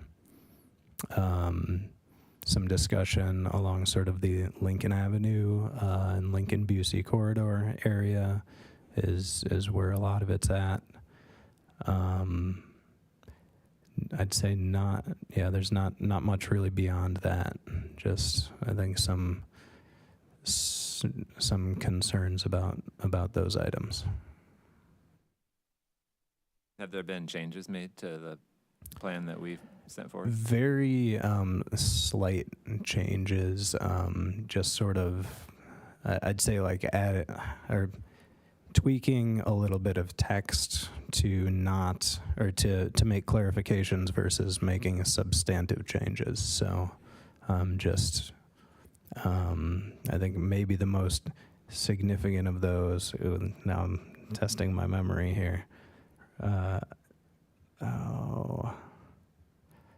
Oh shoot, I might have to think about that for a minute, but it wasn't there hasn't been really anything significant. Can I ask, so assuming this eventually gets adopted and there's changes made, can you provide a summary to us in a meeting of what those changes were so that we're not working off of what we're looking at for months? Mr. Hopkins? Yes. I was just going to comment, having watched the video for a couple of those meetings, I think Kevin's first comment is important. They really haven't discussed it much. It usually ended up being at the end of a meeting that had gone on too long, and it was sort of issues brought up, but no real deliberation for at least two, I think, that I watched. And for the last one, it was simply, it came up at the end and was delayed until the July 7th meeting, and nothing else was said. I don't know if there are any documents that have been handed out or circulated among the council.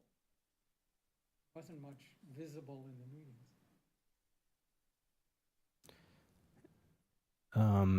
Not much. I provided them with some, or did I provide them with those? I'm not sure if I provided, I kind of zoomed in on the place types and had printouts of those, just to provide some more detail. I did remember one sort of one change. So if you recall, there was the corridor neighborhood designation that we came up with.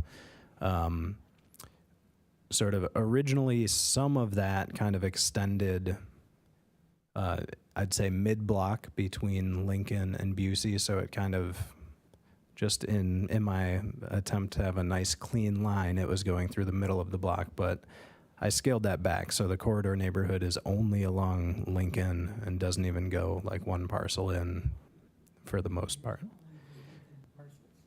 Correct.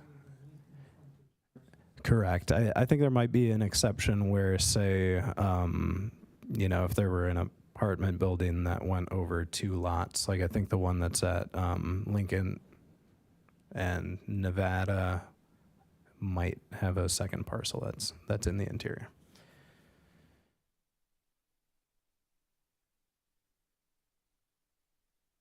So that's, unless there are more questions, I can move on to the next topic. Sure, that's fine. Okay. Okay, so I'm just gonna open up this link. I'm not sure have we discussed the Lincoln Avenue corridor study here at all? Did we have RPC come and talk about it? I don't know that we did. Okay, so. Maybe when they first started? Yeah, if so, it's been a while. So they're essentially at the point of having some final recommendations. So I'm just going to kind of run through these. This might be new information if you've never been aware of it. But I know I did show part of these recommendations during the Dutch Bros case at 809 West Green Street, which, since this is staff report, I'll say I think all of their plans have been approved, so they should be breaking ground on that sometime pretty soon. So there's I can open up the full engineering drawings here and zoom in if anybody's interested in checking it out. But essentially, so Lincoln Avenue, I'd say I'll just go over the big parts, and they're actually numbered in here, but sort of taking Lincoln Avenue from 4 lanes as it currently is down to 2 lanes with a central turn lane. That's one of the big pieces of this. So similar to what we've done like on Main Street through downtown, where that used to be 4 lanes back a while now. But we did that there. We've done it some other places. Initially, there were recommendations to close some of the east-west streets, but based on feedback that the RPC and their consultants received from folks, a lot of them are, I don't know that there's any complete closures. It looks like Ohio might still be. No, that just looks weird. No, some of them are turned to sort of right in, right out. I think as Mr. Bagley mentioned, he mentioned some right in, right out. But adding bike lanes, continuous bike lanes along the whole of Lincoln Avenue, and this goes from Green Street up at the north. So here's that Dutch Bros site, and then doing things like adding some better crossings, so people can walk across there more safely. Can I ask, so this is a point of contention for me, like what are the better crossings? Because as someone who crosses Lincoln multiple times a day, I can tell you it's a long straight street. That car is, I don't know, Mr.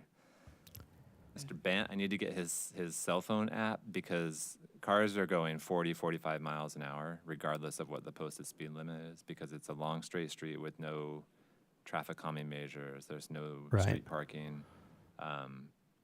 When you start crossing the street, more likely than not, the car will swerve out of the way into the middle lane so that it can keep traveling at 45 miles an hour, as opposed to slowing down for people to cross. Yeah. So I would like to know, or I would like there to be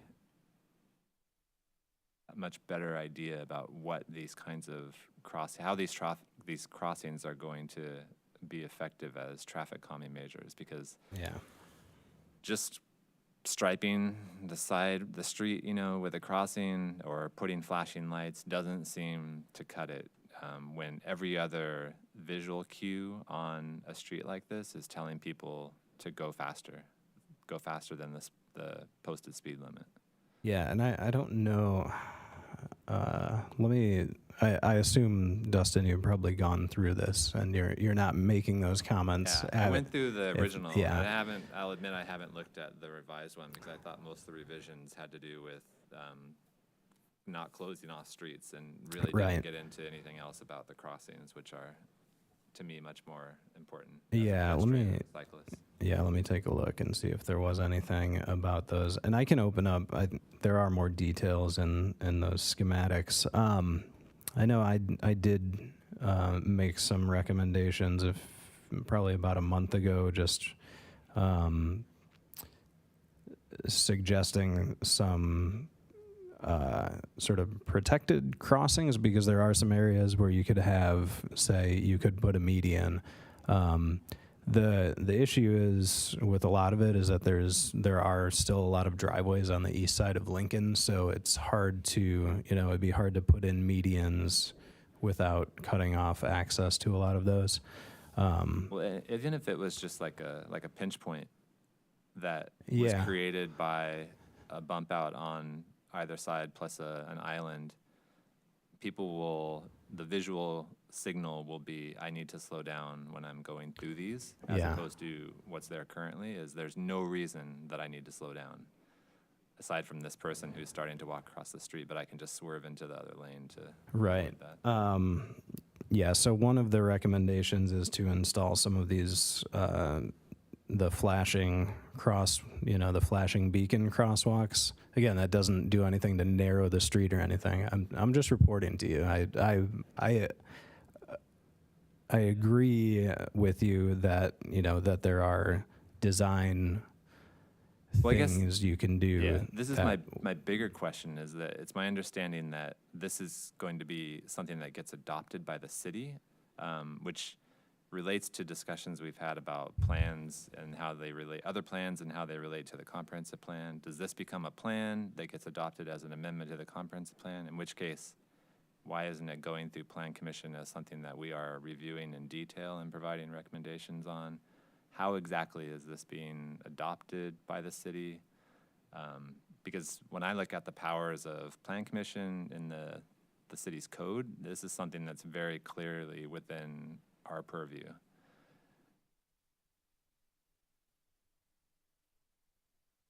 So to clarify on that, this is under contract, federal funded, done by RPC, but solely within the bounds of the city of Urbana, It's- correct? Yeah, hold on. I can't remember what the funding is for it. Why can't I? Let's see. You're talking about the funding for the plan or the funding for construction, No, I'm talking about, the study? what I'm saying is, whose plan is this? And I'm pretty sure it's the city of Urbana's plan. It is. So what Dustin is saying, to me, is absolutely correct. Either this has to be specified as a separate plan, which is okay with me, but then it has to come through the Plan Commission. Or it has to be specified as an amendment, in which case it has to come through the Plan Commission. Or it has to be specified as a study, which cannot be adopted. Right.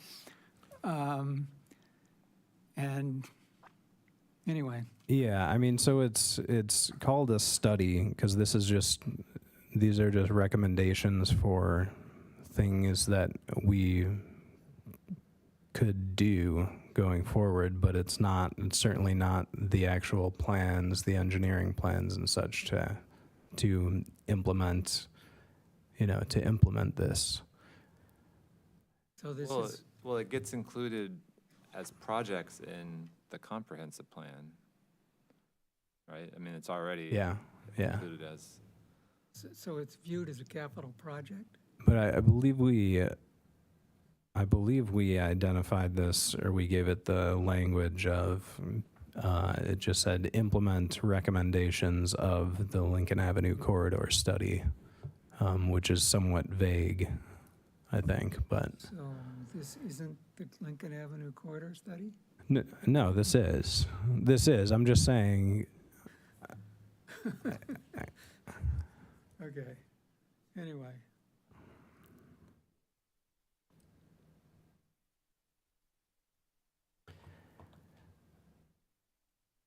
yeah, let me look at the, I mean, to me, it's a study that is kind of acting like a plan. I mean, it looks, everything about how it was created looks like a plan-making process. Yeah. And the final document looks like a plan to me. And I've heard, and granted, I've only heard this in like articles in the News Gazette or something about this being something that the intention is that for it to be adopted by the city. And if it's going to be adopted by the city, it seems like it's something that should come through Plan Commission to provide a recommendation to council about Yeah. what should be adopted. In which case, we should be a little bit more involved than just your presentation Yeah. tonight. Like, give us I mean, maybe we need a study session or something with RPC here I think they were here at one point to present on this. It's been a while, but. okay, well, Treat it as a project, pardon? or treat it as a project, if it's a CIP project for which there is a precursor plan. But Yeah, well, the precursor plan would be the comprehensive plan, I guess. Right? The old comprehensive plan, currently. anyway, whatever. Yeah, this is the enduring messiness, I think. I mean, we had the Complete Streets policy that was adopted as an amendment that didn't really make any sense. Like, I just want to Yeah. try and avoid replicating this from the start with our new plan, having these odd things that are happening. So thinking through the best way to accomplish what we're trying to accomplish. Okay, well, I'll have some discussions and get back to you all on how we'll proceed with it. Yeah. But I said all that because we've kind of missed our chance. I feel like there's a chance for us to provide input other than just, as residents going on RPC's interface and providing input. But, yeah, and my input is the traffic calming needs more work. Yeah.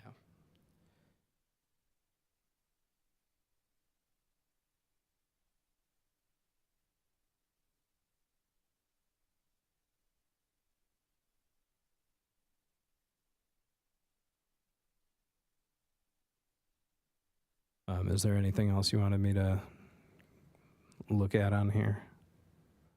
I did make a recommendation that that they should look at the corner radii because none of these schematics show corner radii being changed, where that's definitely a traffic calming and safety issue. So just to give folks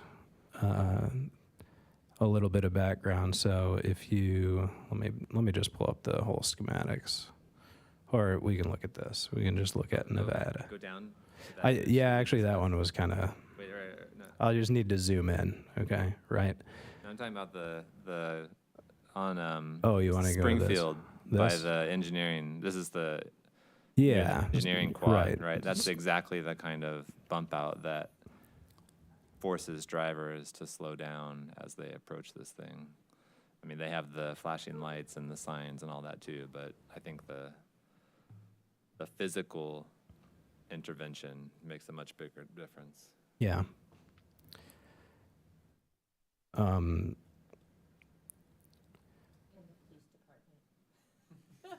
Well, yeah, well, I think.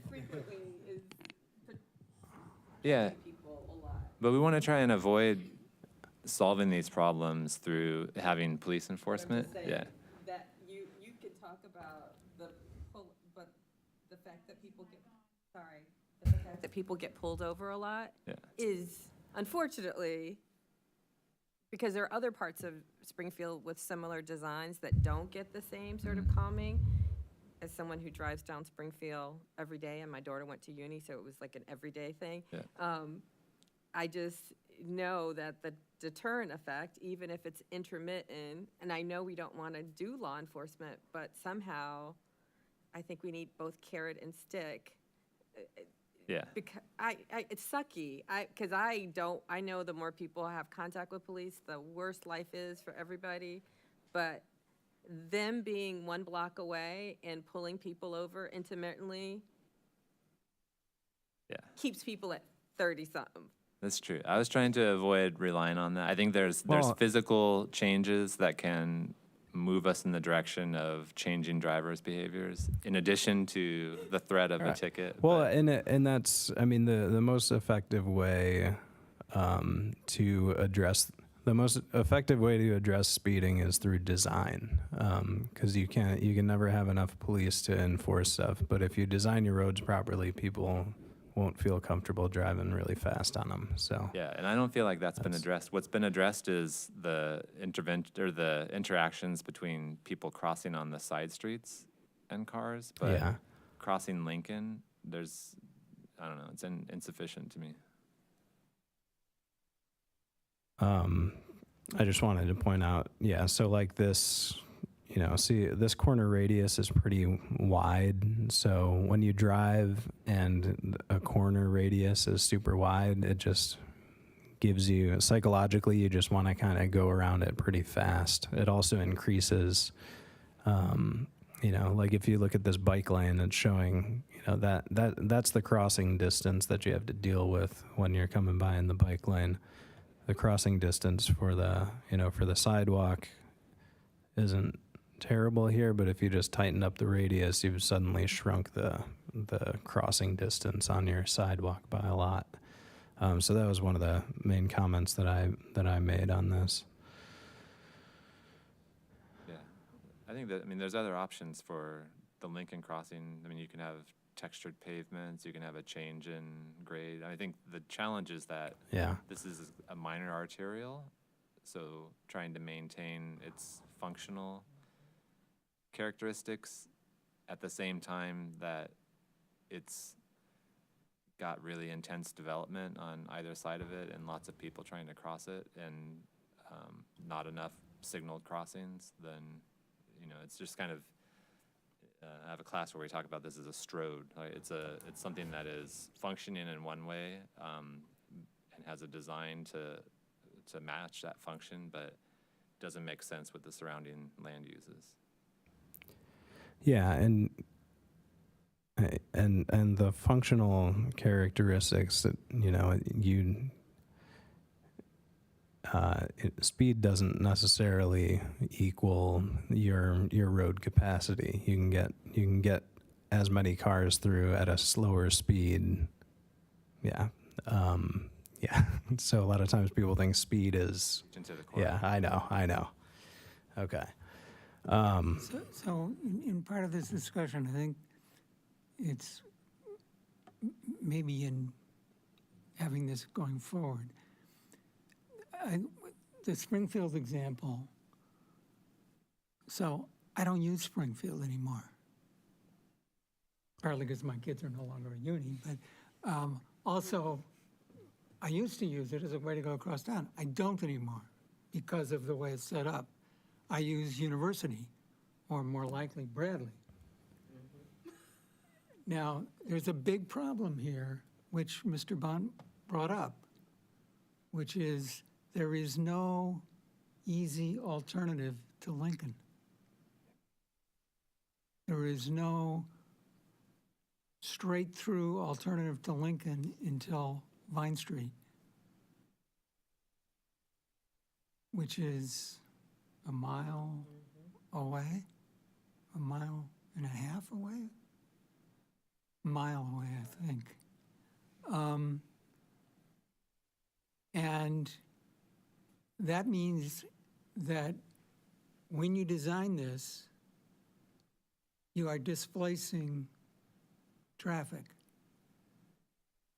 So the design and the plan ought to include the displacement. And by focusing on the corridor, as if it's a engineering project, which is what this looks like to me. It looks like an engineering design prelim. You're not actually planning because you're not actually looking at the interaction effects of what you're doing. And so I think there are specific implications of that. I think one of them is that you want to have very specific, but probably a relatively small number of pedestrian crossings. You definitely don't want a full curb cut like that at every one of the cross streets. And when I used to cross Lincoln, I didn't usually cross at a crosswalk because I was on a bicycle. But I think I'm a little concerned about the whole focus of this not really taking into account the implications of where stuff's going to go instead. I think they looked at, I don't remember their original presentation, but I think they looked at like the level of service and whether or not these changes would degrade that significantly, and I don't think that that was an outcome of their analysis. So. Yeah, but level of service is not the issue. It's, well, for its functionality as a minor arterial, which is what you're saying, right? no, I'm saying, what do people do? The level of service in terms of what the engineers say will go through, may be sufficient, but people are going to speed on Busey rather than go on Lincoln. Well, yeah, you're assuming that it's going to be so inconvenient and slow down traffic, but I don't know that that's the case. I mean, that's what I'm saying. What I'm telling you is my experience with the Springfield effect, what you're describing as what you want, is that that's what it did. I think Springfield's a bit different though, because Springfield's just 2 lanes. It doesn't have any center turn lane. I think what has typically been found is when you go from the 4 lanes down to 2 with the center turn lane, it actually makes traffic flow better. But So- that's different from the questions of the pedestrian crossings and bump outs. And because Yeah. there's no parking and no center turn and a center turn lane, a bump out actually has to take out part of a lane or cut into the center turn lane or whatever.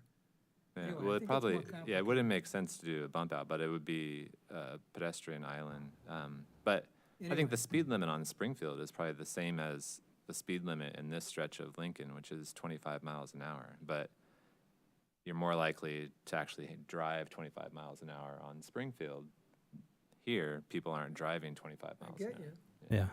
But even I'm simply saying that if you make it so it's, even changing the speed limit to 25 miles an hour, it's changed who uses that road. Not really, because it's not enforced.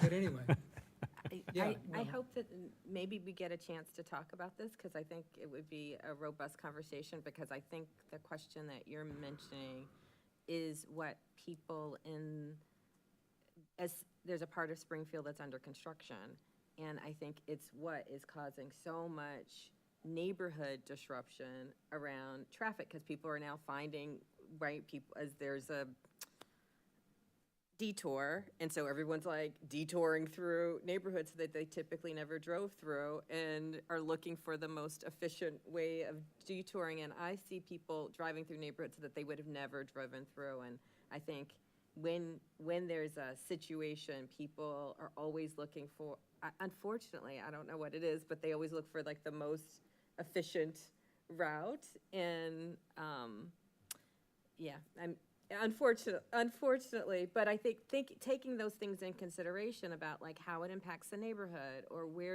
particularly when I think about Lincoln and like where else you could go through, how many neighborhoods are gonna have people, if you invade them, and is that something that we want, and how do we weigh the cost and benefit? So I hope, again, I think it's a great conversation about when we think about our plan and what we want it, and how do we create it. Maybe it's both design and culture, because if our plan includes both design and culture, so maybe there's a commitment through culture that will be aligned with design, because somehow we've got to have an agreement that we want people to not be hit by cars, or bikes to be hit by cars. Like, as Tracy Parsons says, we need to return to civility, right? Like, we don't run each other over, because it's just a nice thing to do. Yeah, so I don't know, like, what the best, like, venue or how, I mean, we've kind of given you feedback. I feel like it would be nice to have RPC here to hear a discussion amongst us at some point. Yeah, I'll talk. Before, again, it depends what happens. If this gets adopted as something, certainly before that point. If it's just RPC at some point says, this is done, and then it just sits on the shelf until the funding is available 10 years from now or whatever, something like that. But maybe. Well, at some point. I will ask them to come to Plan Commission so they can present on this and we can have a discussion. Yeah, I mean, it sounds like there's a lot of interest amongst the commission to talk about this, so I Yeah. think it'd be good. Okay.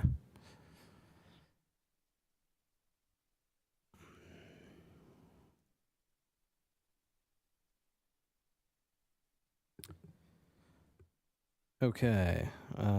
Other thing is to discuss in the staff report is after a long time on the Plan Commission, this is the last meeting for Lou Hopkins. And 23 years, yeah, that's what I'm told.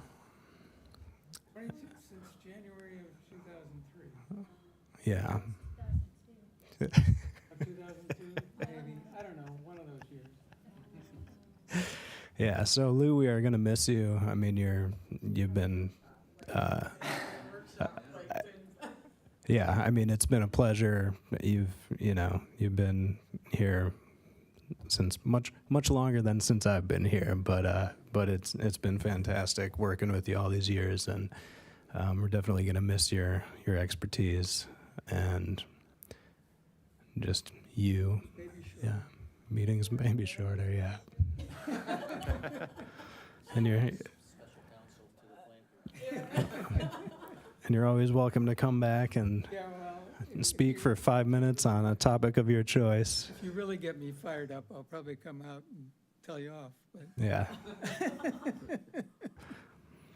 don't count on it, Yeah. or don't worry about it. But it's been fun, but, But you know, after a while, fun needs a different variety or whatever, so. you have big plans for your Thursday nights? I'm just kidding. And we're really gonna be like, waiting for Lou.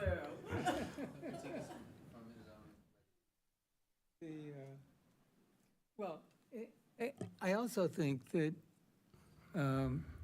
it's sort of time for people like me to get out of the way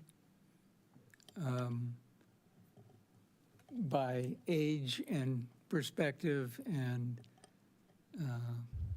persistence. It's good if there's turnover and re-energizing.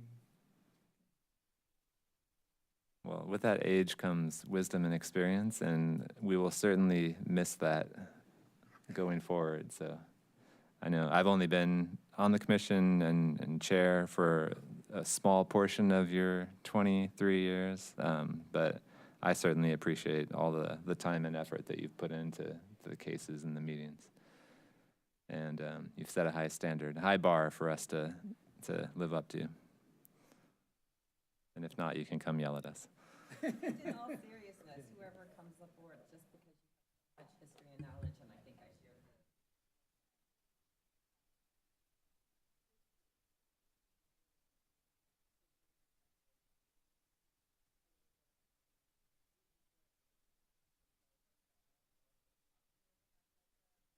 the Lou 101, but it's been, I think it would be nice just to know a little bit of that, particularly for people who aren't, like me, you know, who, for me, I was very being directed, like to go, I would watch you and I would like, oh.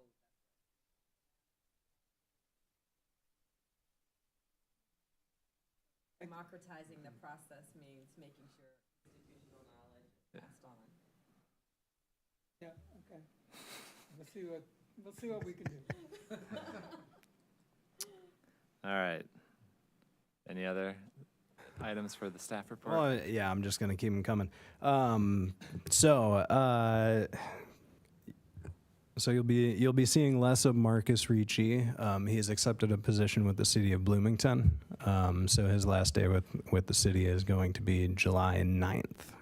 Oh, wow. So I guess you'll have the pleasure of me presenting all the cases from now on for at least a little while until we can get some positions filled. Yeah. I mean, do we need to reiterate how important we think it is that the city hire more staff for the existing vacant staff positions, which now include one more? Right. Yeah, I mean, you can reiterate that. I will also be reiterating that too, so. So let me understand, you are now the only person with Terry? Yeah. And there is still no community development director? We will, July 7th, we are planning to appoint a new director. Everything's happening July 7th. Can you announce the name, or is it? I don't think I can announce that yet. Okay. But yeah, so tune in to July 7th Okay. for all the planning related stuff. Well, that's progress. That's good. It is, news. yeah. Yeah. Okay. I guess that's it. That's it. Yeah. All right. So no study session. With that, we are adjourned at 9:19, something like that. Thanks, everyone. Thank you.